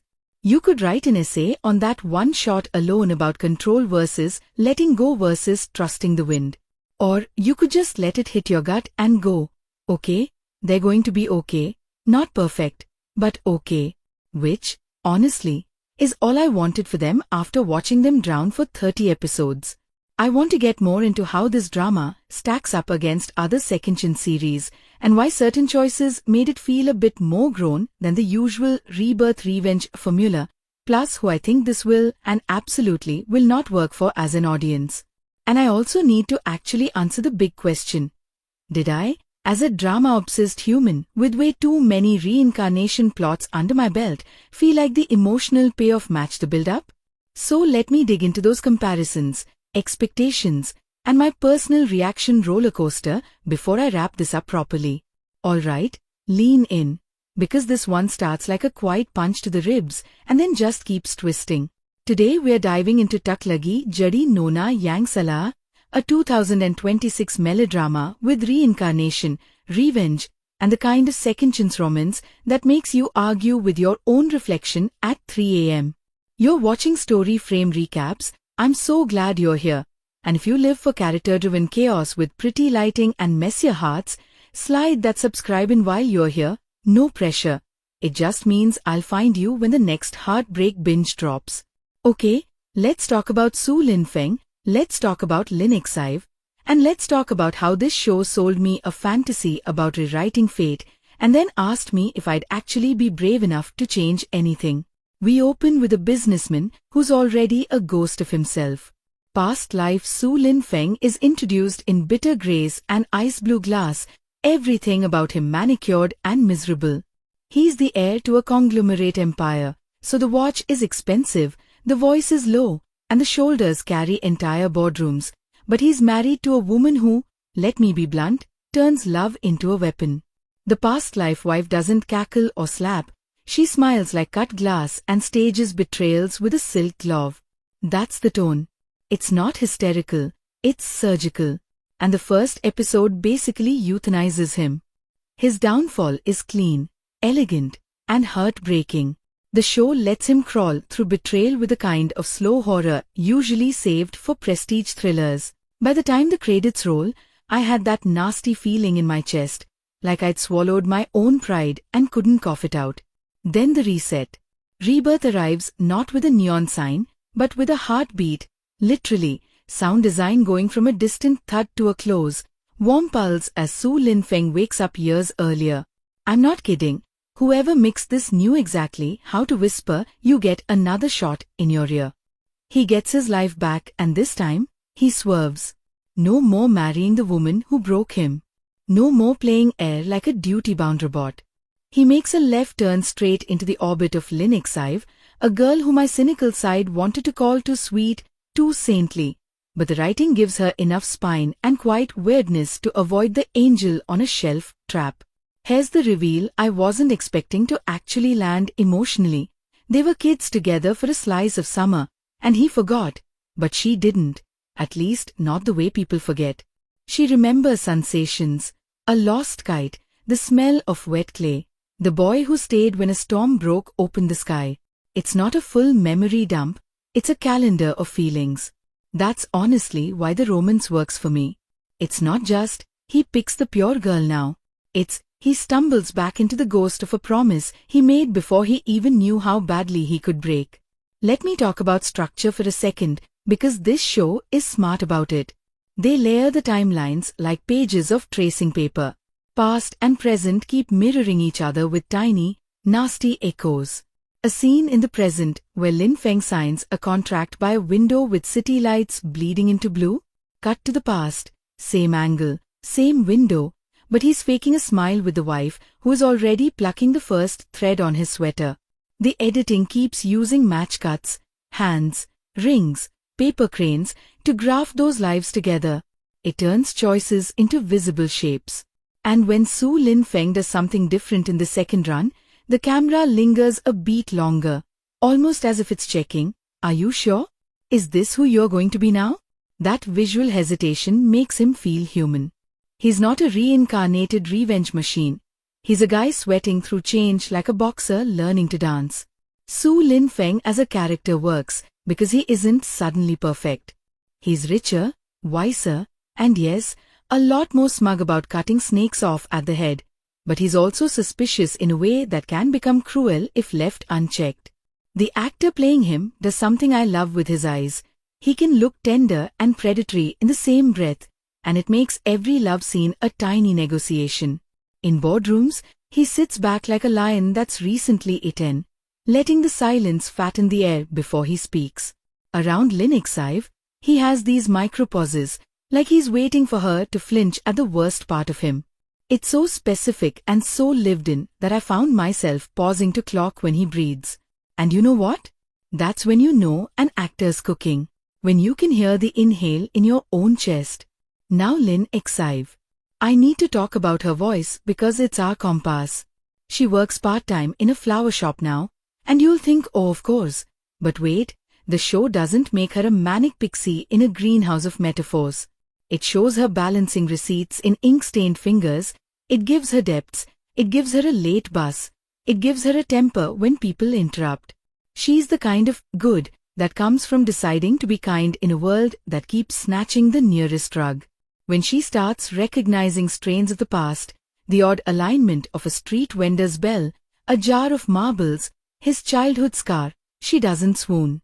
She interrogates her own sense of déjà vu like a scientist with a heart. There's my girl.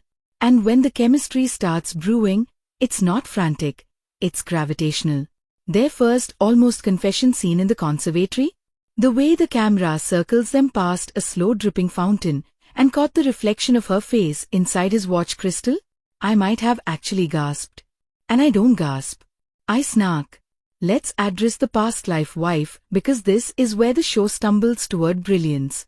In lazy writing, she'd be a cartoon cobra. Here, she's maddeningly real. Cool, cultured, flinty. I can already hear the comments saying, I hate her, but I get her. She grew up learning to survive by precision. Her father ran scams dressed as etiquette. Love, to her, is leverage dressed as trust. The actress delivers lines like poisoned honey, and I caught at least 3 moments where the mask cracked at the edges. In the present timeline, when Lin Feng avoids her like she's a lit fuse, she starts spinning. Watching her push against fate's new architecture, You know how satisfying that is? It's like seeing someone try to run through glass they can't see. You get a perfect storm of pity and loathing, which is the sweet spot for a memorable antagonist. She becomes less evil X, and more, if you never got a second chance, how would you try to steal one? I loved that the show let her be dangerous without letting her be the only danger. The supporting cast is a garden of tiny knives. There's Lin Feng's best friend / CFO, the kind that makes gallows humor sound like therapy. He functions as the voice of reason with spreadsheets, and there's a scene where he's half-drunk at karaoke, mumbling about how second chances are just new ways to lie to yourself, and I wanted to scratch that into a notebook. Then you've got Lin Feng's father, an old-school titan who confuses love with control. Every conversation between them is strategy disguised as family, and the blocking has them in parallel lines, never intersecting, until that episode where they finally break their geometry and stand face-to-face in the rain. Yes, it's a drama cliché. No, I don't care. The way the lighting cut across the father's cheekbones like prison bars? May. Lin Xive's world is quieter, but arguably richer. Her grandmother is a retired literature teacher who folds grocery lists into paper cranes and stores them in a jar. And when Xive asks why, she says, "So I can look back at what I thought I needed and what I actually lived without." That line hooked into my ribcage. Xive's best friend runs a tiny night market stall, smuggling in levity with hot broth and honest glares. We also get a second male lead, the gentle paramedic, who was there during Xive's childhood accident. And if you're rolling your eyes at a love triangle, same, but this one isn't a plot tax. He's not an obstacle, he's a lesson. He stands as a version of love that's safe and seen, the kind that never asks you to leap across timelines. You'll root for him in individual moments. There's a bandage scene that made my chest incandescent, and you'll also understand why Xive's gravity tilts elsewhere. That bittersweet clarity is how you avoid wrecking your second lead with lazy writing. Pacing-wise, the first 4 episodes set the board with restraint. No hyperactive flashback montages, no whiplash. The show trusts that we can smell patterns. Around episodes 5 through 8, it starts threading in the business intrigue, hostile takeovers, shell companies, a leaked tender that smells like old betrayal wearing new cologne. And you see how the past keeps trying to photocopy itself. The difference is Lin Feng keeps jamming the machine. He sidesteps baits he once swallowed whole. He invests in a startup Xive cares about, not because he's buying her, but because he remembers what it felt like to have all his instincts dismissed. And this is where the show gets spicy. It asks whether his protection is actually control wearing softer clothes. Xive calls him out, gently at first, then with steel. "I don't need your umbrella. I need the weather report." Tell me that's not phenomenal writing. Let's talk dialogue, because I was ready to roll my eyes at sugar slogans. But the scriptwriter knows how to slice with clarity. The characters don't speak in aphorisms. They argue in metaphors that fit their lives. Boardroom lines land like chess moves. Street market banter actually sounds like people who count coins.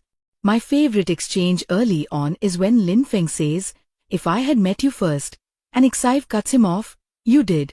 She says it with this little shrug that's somehow both forgiving and not letting him wriggle out of responsibility. The silence after is a character in itself. The show is really good at letting quips fall away into ache.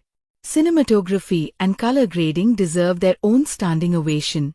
The past gets framed in cool palettes with hard reflections. The present is warmer, but not syrupy. They do this clever thing with seasonal shifts too. Past life love scenes are in artificial spring, hotel peach blossoms, indoor gardens, while present-day tenderness lives in real weather. You can feel the damp of autumn on their coats, the grit of snow melting on a curb. There's a recurring visual of a red scarf threading through crowds, and the camera follows the cloth, not the faces, letting color be the memory you chase. I'm a sucker for that kind of visual motif. Even insert shots feel authored. Ink smeared on a receipt, the slow roll of a marble on linoleum floor. The director clearly has a thing for hands and doorways. People are constantly either reaching or refusing, and doors are either ajar or sealed like vaults. And yes, I ate that symbolism like candy. The score is intimate, thank heavens. No overwrought violence drilling you into submission. Piano keys like raindrops, a wooden flute that creeps in whenever childhood memories drift into frame, and this subtly hopeful theme that plays when Lin Feng rewrites a choice. I'll be honest, I cried at a scene that wouldn't have landed as hard without that tiny music swell. They find the old tree where they once hid from the storm, grown and scarred, and the composer tucks in a heartbeat of the main melody, but in a major key, like the past is finally exhaling. Sound design earns points too. The city hum is distinct by district. Corporate floors sound vacuum-sealed. Night markets breathe. Watch for the recurring sound cue of a bell on a bicycle, sometimes foreground, sometimes memory level, used like a breadcrumb trail through the episodes. Editing choices are bold in places. There's a split-screen sequence that braids a past life argument with a present-day almost kiss, and the slightest misalignment in timing makes you feel like two lives are permanently just an inch off, which is literally their problem. Smash cuts are used sparingly but land hard. A slammed door downcuts to a gavel. A spilled cup of tea smash cuts to blood spiraling down a sink in the past life. And I swear I felt it in my gums. They avoid the cheap, echoed voiceover across timelines. Thank you for that mercy. Montage is used for emotional progression more than plot catch-up, which is exactly where it belongs. Costume and set design pull more weight than you think. Lin Feng's suits shift from armor to textile memory, rigid charcoal to softer navy too. Eventually, a cardigan moment that made me pause and go, oh. He's letting himself be comfortable. The past life wife is always dressed in precise geometry.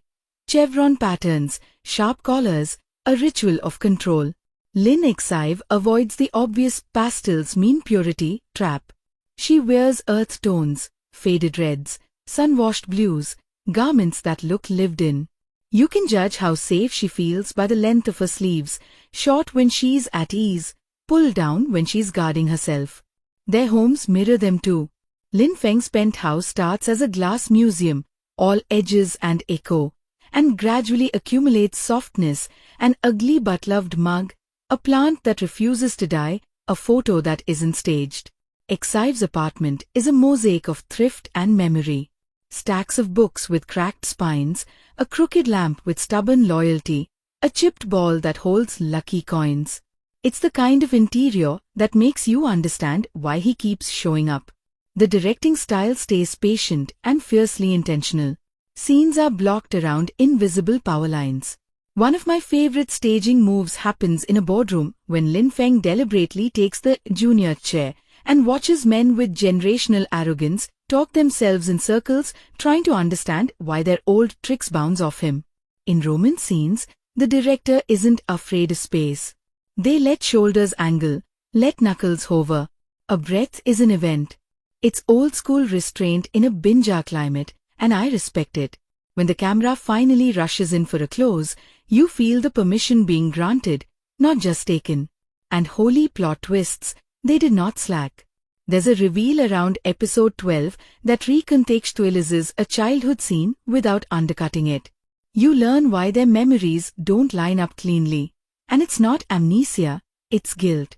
That's such a smarter choice. We get answers to why Lin Feng never remembered the girl by the storm tree, even though she remembers the boy with the muddy shoes. The explanation is actually a case of mistaken identity that morphs into chosen identity. And I audibly muttered, "Okay, you got me," at my screen. The writers resist the cheap twist trap.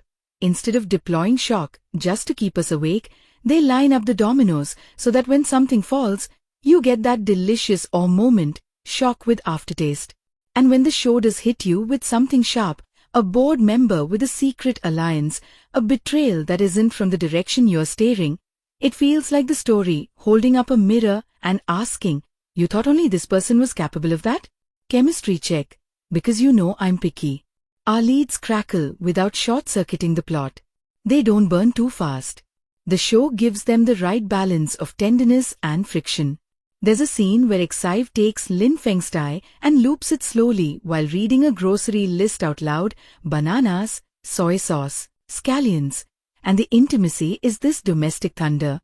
He looks at her like every aisle of his life just got reordered. Later, their first kiss doesn't come after some heroic save. It comes after an argument where she calls him arrogant and he finally admits he's scared. That's hot. Don't argue with me.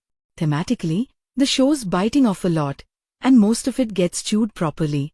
Fate versus choice isn't just a poster line. It plays out in contracts, in closet doors, in the way people answer their phones. The story keeps interrogating what pure even means. Lin Exive isn't good because she never lies. She's good because when she lies, she breaks into a sweat and then corrects course like she can't stand the taste. Su Lin Feng isn't heroic because he has money. He's heroic when he spends his power like it's on loan. The corporate intrigue never balloons into nonsense. It stays tethered to character, who wants to feel safe, who wants to feel seen, who confuses debt with love. And there's a sly thread about class and memory too. Rich people get to archive, poor people get to survive. The show argues that love is an archive only if you have the courage to maintain it. Music aside, the silence is weaponized beautifully. There are several sequences with just ambient noise, and the space forces you into their heads. One late-night scene in a convenience store where the only sounds are the fluorescent bus and a microwave ding? Wow! That moment says more about adult loneliness than a monologue ever could. You see two people in parallel aisles buying instant food, trying to feed something hunger-adjacent but not hunger. It's artful without shouting, "I'm art." On subtitles and localization choices, if you're watching with English subs, they leave Nona in the title's translation path, and that's actually a thoughtful move. Miss doesn't quite carry the same cultural charge here. The show is playing on the idea of being mislabeled, being the wrong girl, the wrong choice, the scapegoat. Keeping the flavor matters. Dialogue-wise, the translators do a tight job with idioms. There's a line where Exive says, "Don't tighten the jar if you're not planning to pickle," which means don't make promises you won't keep. And the English phrasing keeps the kitchen imagery. That's love. Thank you for not flattening. I want to highlight the fight choreography and physical acting because the show doesn't explode into action, but when bodies move with intent, it means something. Lin Feng's punches in the gym early on are clean and quiet, the form of a man wresting control, not flailing. Later, when he gets pulled into an actual scuffle because someone threatened Exive, it's messy, less textbook, more feral. And that shift in physicality is a choice. Exive's body language arc is a whole thesis. She starts the show small in public, shoulders slightly folded, voice kept warm and low. When she begins to feel safe, she takes up bench space in the most ordinary way. Back down, elbow out, laugh untucked. Watch her hands when she's lying. She tucks her thumbs. When she tells a truth she's scared of, she flattens her palms. The attention to detail deserves screenshots and a mood board. Let me talk briefly about the office politics subplot that quietly crushed me. There's a junior analyst who gets swept into the fraud investigation. She's eager, she's competent, and she's invisible to people in power until she isn't. The show lets her be instrumental in catching a shell company shift, and it refrains from turning her into either a saint or a casualty. She gets credit, she gets yelled at, she gets a raise that's meaningful and not magical. This is such a tiny arc in a big show, and it matters because it sells the idea that change isn't only in grand gestures. The orchestra of a corporate redemption is played by people who don't have business cards with gold foiling. Yes, I clapped. Quietly. On my couch. Alone like a gremlin. Symbolism fans, pull up. Water is everywhere, but used in specific moods. Past life's water is polished and framed, hotel pools, cut glass tumblers, while present water is unpredictable, rain on tile, gutter drips, sweat slipping down a temple. The red thread motif isn't literal string, but shows up in textile, signage, scarf, the ribbon around a package.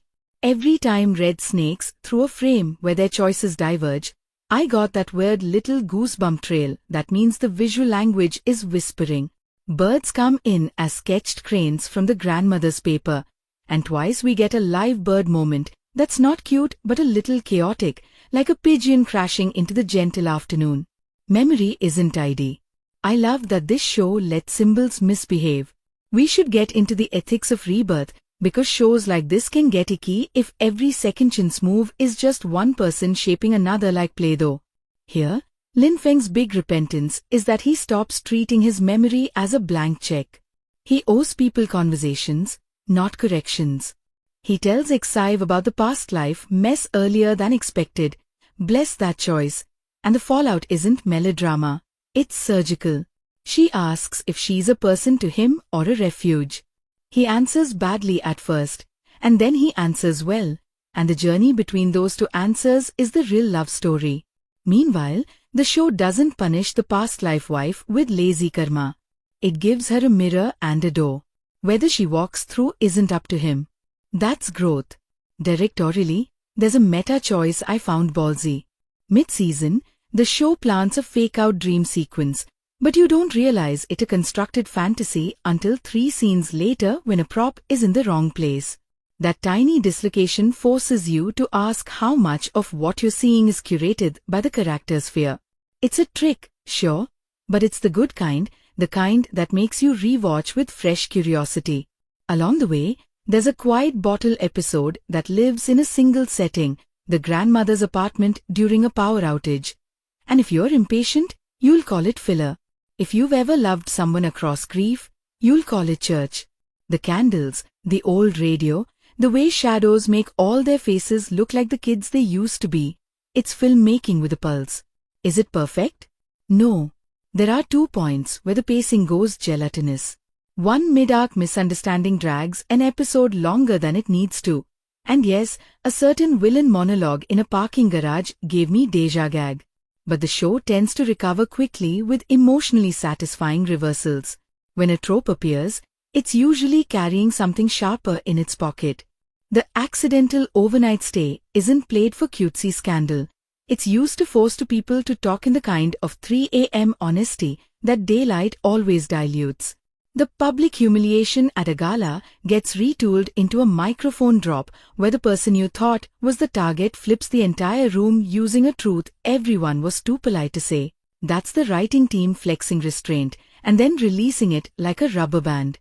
Let me gush about a single scene because I'm still thinking about it. There's a sequence in which Lin Feng and Exive return to a derelict community center that once held their childhood summer art classes.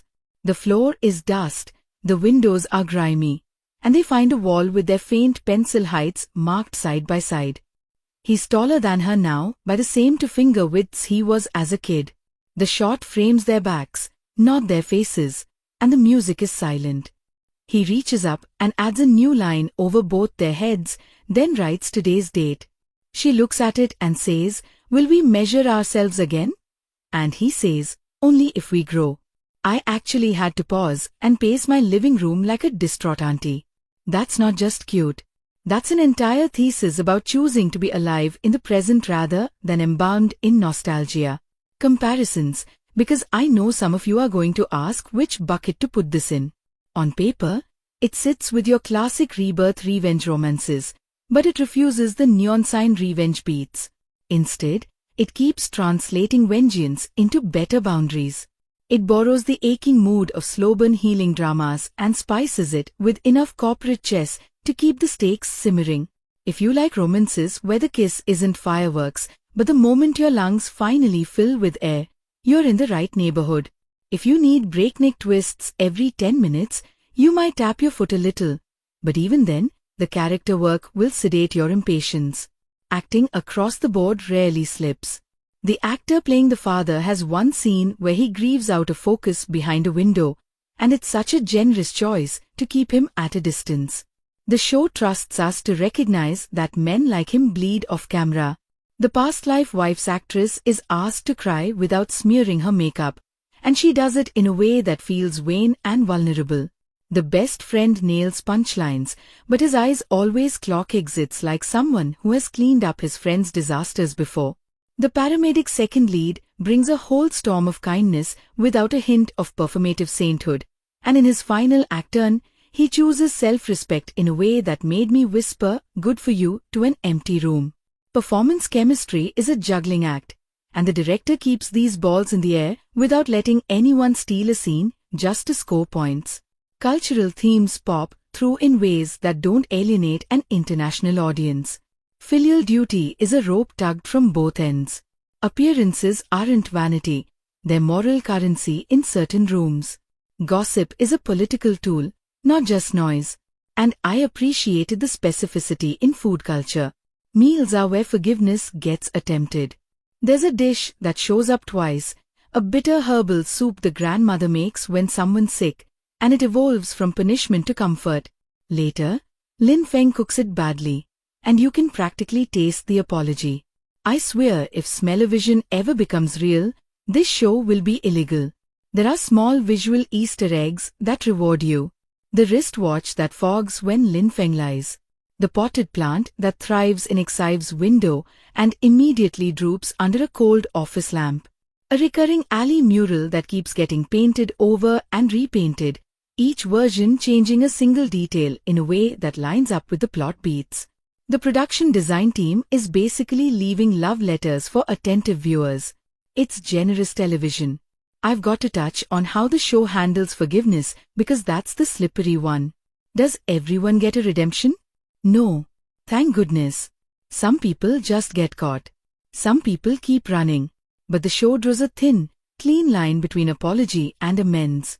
One character, no spoilers, delivers the most honest sorry I've heard on TV in ages. I'm not asking you to let me back in. I'm asking you not to let what I did be the last thing about me you remember. If your ribcage doesn't do that involuntary wince smile of recognition, I can't help you. From a technical point, the lighting avoids the soap glow trap. Night exteriors embrace sodium vapor, orange and blue LED conflict without turning the frame into a rave. Interiors actually respect practicals, meaning lamps look like they're doing work and not pretending. When romance needs polish, they give you bounce light glows off warm walls. When pain needs exposure, they go overhead and honest. Shadow use in the office scenes reads like a map of who is telling the whole truth. Whoever ran the gaffer team deserves a soft chair and a hard drink. If I had a single wishlist week, it would be trimming to subplots that nibble around the mid-range. One competitor arc feels like a rerun of a better scene from 3 episodes prior, and an online scandal storyline dips its toe into the shallow end of social media without committing to the ugliness. The show is most alive when it keeps the stakes inside rooms where people can smell each other's fear. The digital smearing never quite reaches the level of viciousness we've all seen screenshots of at 2 a.m., and maybe that's mercy, but it also reads a hair sanitized. Anyway, file this under shows that pretend to be about second chances and are actually about the first time you choose differently on purpose. I can't stop thinking about the little kid versions of them, wet and shaking under that tree, and how adulthood sometimes feels like spending years trying to get back to the smallest true thing about you. The writing knows that, the actors know that, and the camera knows that. There's a late episode beat where Xive looks at Feng sleeping on her couch, his tie loosened, his mouth slightly open, not attractive at all, and she laughs the soft, startled laugh like she just found out the ocean fits in a teacup, and in that moment, she sees the whole ridiculous miracle of it. Not the myth of fated souls, but the simple, sloppy grace of liking who he is when nobody's watching him be Su Feng. The camera holds, her smile trembles, and then the moment just exists. No fireworks, no music punch, just a human heartbeat choosing to stay in a small room where someone drools a little in his sleep. That's when the show earns the romance. Not with grand gestures, with breath. From there the late season stretch raises the heat without frying the dish. The business plot doesn't blow up into cartoon villainy. It keeps skin in the game for everyone we actually care about. Our cool-headed CFO best friend finally stops being the sarcasm sprinkler and puts his neck on the line. ghosting an internal audit trail that points straight to a board member who has been laundering old grudges under new shell companies. It's not a sting operation. It's careful, painful house cleaning. Lin Feng doesn't go full warlord. He picks battles that align with who he wants to be now, which is somehow scarier for his enemies because there's nothing to predict in a man who refuses to repeat himself. You can feel the show asking you if maturity is just another word for strategy, or if it's courage with a better haircut. I bought it. I bought all of it. One of the boldest choices they made pays off right here. Because Lin Feng laid his reincarnation cards on the table earlier in the run, the final doesn't waste time on a last-minute truth bomb implosion. There's no, you lied to me for 20 episodes, meltdown. Instead, we watch two adults disagree, recalibrate, and then fight the same dragon side by side. It's strangely exhilarating to get a third-act couple who keep talking even when it's hard. When Exive looks him in the eye and says, "Your fear isn't a reason. It's a weather report," he finally laughs, not unkindly, but like a man recognized. The fear doesn't magically vanish. The choices just happen anyway. That's growth. Messy, sweaty, shoulder-aching growth. The past life wife gets her last dance, and I need to give the show credit for refusing to make her a peanutta. Her endgame is subtle. No screaming in a parking lot, no hiss tricks with mascara rivers. She thinks she's setting a trap that will make Lin Feng look like he's suffocating the woman he claims to love, an old trick she's used because it always used to work. The trap simply doesn't hold because the people she's trying to manipulate don't play that game anymore. And that defeat hits different. She isn't destroyed by him. She's starved of an audience for her favorite magic trick, and silence is brutal. The writers give her a solitary scene on a balcony with a glass she never drinks. The wind lifts a strand of hair, she watches the city, and for the first time she looks small in her own frame. Not absolved, not damaged, just a person who has run out of versions of herself that still function. I'm telling you that quiet is louder than any slap. Second lead stands, I felt you watching with me, and the show heard you too. The paramedic's exit is a thing of grace. There's no martyr act, no poisonous parting shot. He asks Exive, not for an if only, but for a memory he can keep that belongs only to them. She gives him one, not romantic, not cheap, a shared ritual in the night market with broth that steam signs their faces. He moves cities, not to disappear in shame, but to choose a life that isn't measured in almosts. And in a small, kind scene much later, Lin Feng thanks him, not for stepping aside like this is a victory parade, but for being present during a chapter of her life that taught her how to feel safe. I actually whispered, "Good." Yes, to my screen like a lunatic neighbor. The father arc threads a needle I didn't think they could without stabbing me. We never get the big weepy repentant speech. Thank goodness. These men are forged in a kiln of saving face and equating control with protection. They do not suddenly become poets. What we get is two gestures. First, a small financial decision that hurts him more than he shows, transferring a slice of authority without a power play clause attached. Second, a physical move in the rain where he steps behind Lin Feng, not in front. It's maybe 2 seconds long. If you blink, you might miss it. I rewound. Twice. That's what love looks like for him. Changing formation in a storm. Later, there's an unsigned letter tucked into an old ledger that explains nothing and apologizes for everything through the numbers he chose to write instead of the words he couldn't. Knife. Twisted. Thanks. As for Grandma, they resist the urge to make her a plot device. She does have a health scare because the genre gods demand at least one emergency room scene. But the aftermath is a love letter, not a grief tour. She sits at the table with a teacup in her palm and tells Lin Feng, "When you were boys, you chased thunderstorms." Chasing is a baby word for choosing. He laughs because he knows he never knew her when he was a boy, and then he stops laughing because in a weird way, he did.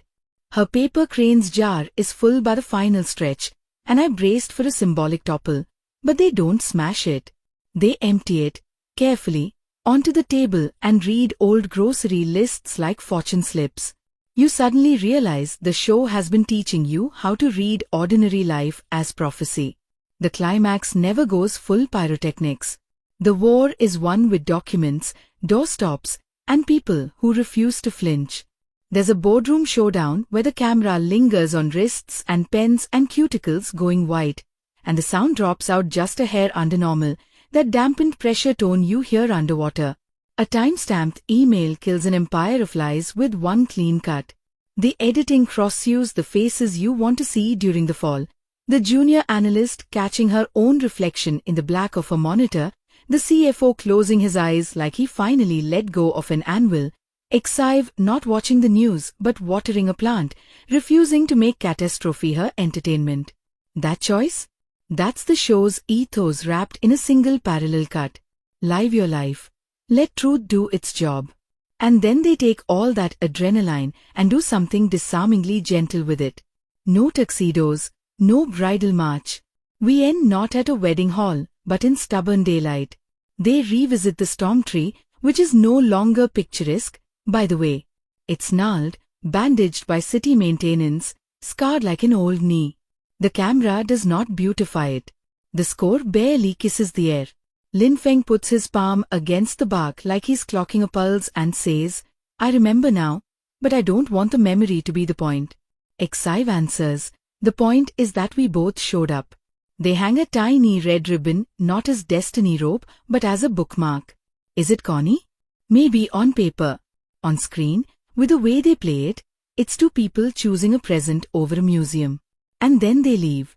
They don't linger. They go to buy soy sauce. I could not have loved that more if I tried. Visually, the show's last hour relaxes its shoulders. The color language finally lets warmth be honest instead of aspirational.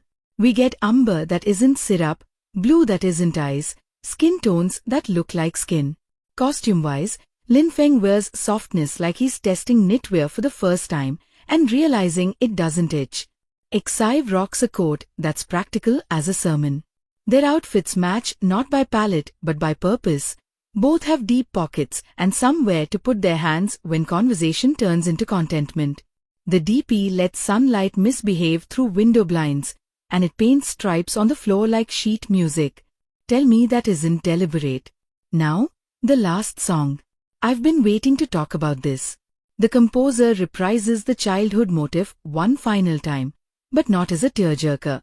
The melody turns playful, almost clumsy, like a beginner learning scales with joy. The percussion is domestic, wooden spoons, tin lids, literal kitchen tools sampled into rhythm. End credits roll over sounds you recognize from earlier episodes, stitched into something like a home demo. It's cheeky and sentimental in the best way. If you hang through the scroll, there's a blink-and-miss button scene where grandma teaches a neighborhood kid to fold a crane while grousing about the price of onions. It's not a Marvel tag. It's a benediction. Rewatch value is high, and I don't say that lightly. On a second pass, you'll catch microclues that the show sprinkled with a miser's hand. The watch face I mentioned earlier doesn't only fog when the man lies. It fogs when he lies to himself, which will make you yellow come on at your TV around episode 3 when you realize the tell started before you spotted it. The bicycle bell breadcrumb shows up in reflections, not just sound cues. There's a storefront window in a rainstorm where the light rings mimic that bell, and the editor holds a single frame longer as if daring you to notice. Doors you thought were just props are actually signals. Hinges on the left in scenes where choice is possible. Hinges on the right when the social script is choking someone. I can hear you rolling your eyes, but go look. It's there. Acting fireworks land again and again without ever feeling like audition tapes.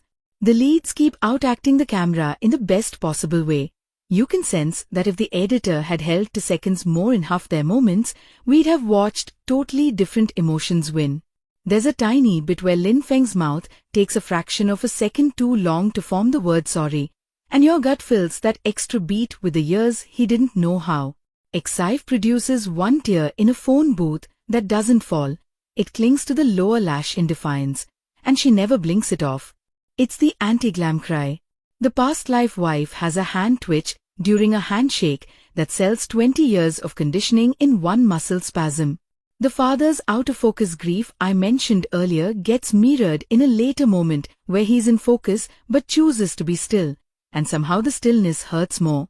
Television is a game of inches, and these people are athletes. The writer's room deserves applause for boundary work. We get an actual conversation about consent in a kitchen, mid-laugh, where they pause, name a line, and agree on the heat dial like adults. There's no pious after-school vibe to it. It's just good manners turning into good intimacy. Therapy gets a cameo through a colleague, and it isn't played as punchline or magic cure. It looks like a person wearing the same pants to 3 sessions in a row because that's their comfort uniform, and it looks like incremental courage. The show also has the decency to say the words financial abuse out loud when referring to what the past life wife engineered. That matters. Words make things real. Real things can be addressed. Not everything lands perfectly, and I'm not going to pretend otherwise. A late-season product placement scene in a home goods store tries too hard to be cute about an air fryer and turns into a minute-long hostage situation. There's also one social media subplot that skims the surface of cancel culture, threatens to say something spicy, and then backs off like a cat who touched a cold cucumber. I wanted one more bite. And a tertiary antagonist vanishes with a transferred overseas line that screams scheduling conflict. Mild grumble. But you'll be over it before the next scene ends because the core story doesn't wobble. If you're wondering about age gates or content flags before you drag your mom or your teenage cousin into a binge, here's the vibe check. Emotional manipulation in the past timeline is cold and precise rather than graphic. Physical violence is rare and quick. The romance is adult without being sweaty for sport. Corporate stakes are stressful if you've ever worked under a boss who thinks decency is a luxury, but the show keeps panic at bay with competence and actual humor. Grief is present, but no funerals are used as clickbait spectacle. If you made it through slow-burn dramas that reward attention spans, you're fine here. Weirdly specific craft shout-out before I land this plane. Props. The ugly mug that shows up in Lin Feng's penthouse, tan, squat, with an unfortunate brown ring, becomes a totem. Watch who uses it. Watch where it sits in the frame when he feels at home versus when he's performing. Whoever raided the thrift store for that thing, I salute you. Hair and makeup also play fair. You can see roots, you can clock humidity, you can tell when someone slept on a sofa. Bless realism. And location scouting found corners of the city that feel both lived in and slightly mythic without screaming look at our tourism bureau money. Alleys with stubborn weeds. Rooftops with cheap chairs. A park bench that looks like it would leave a splinter if you're not careful. Heaven. So where does Tak Lagi Jadi Nona Yang Salah sit in the 2026 pile? High. Very high. It's confident without swagger, sentimental without drowning you in syrup, and patient in a way that feels like the writers trusted us to pick up what they were putting down. It scratches the reincarnation itch but declines the easy revenge sugar rush, and somehow makes choosing kindness feel like a plot twist. The romance is both a refuge and a forge. The family stuff stings. The office politics don't bore. The images linger. The music hums in your kitchen the next morning. For a show that could have coasted on trope engines, it asks better questions and offers braver answers. My personal verdict? I'm calling this one a keeper. 9.2 out of 10 paper cranes from a jar you didn't know you were filling. And yes, I'm being picky about the decimal because the scenes try to sell me an air fryer and a Twitter discourse that didn't exist. Everything else? I ate it up. If you're the kind of viewer who watches with your whole chest, who pauses to rewind a hand grace, who texts a friend at midnight to argue about whether a cardigan counts as character development, this is your next week sorted. If you need chases and explosions, maybe save it for a Sunday when your heart is tired of sprinting and just wants to jog with company. If you hung out with me this long, thank you. You don't even know how much I love doing this with you, having these ridiculous, honest conversations about fictional people who keep telling the truth about us. If you want more deep dive recaps that treat TV like the art and the mess that it is, You know where to find me. Hit subscribe to Story Frame Recaps so I can slide onto your home screen the next time a show makes me argue with my own thermostat.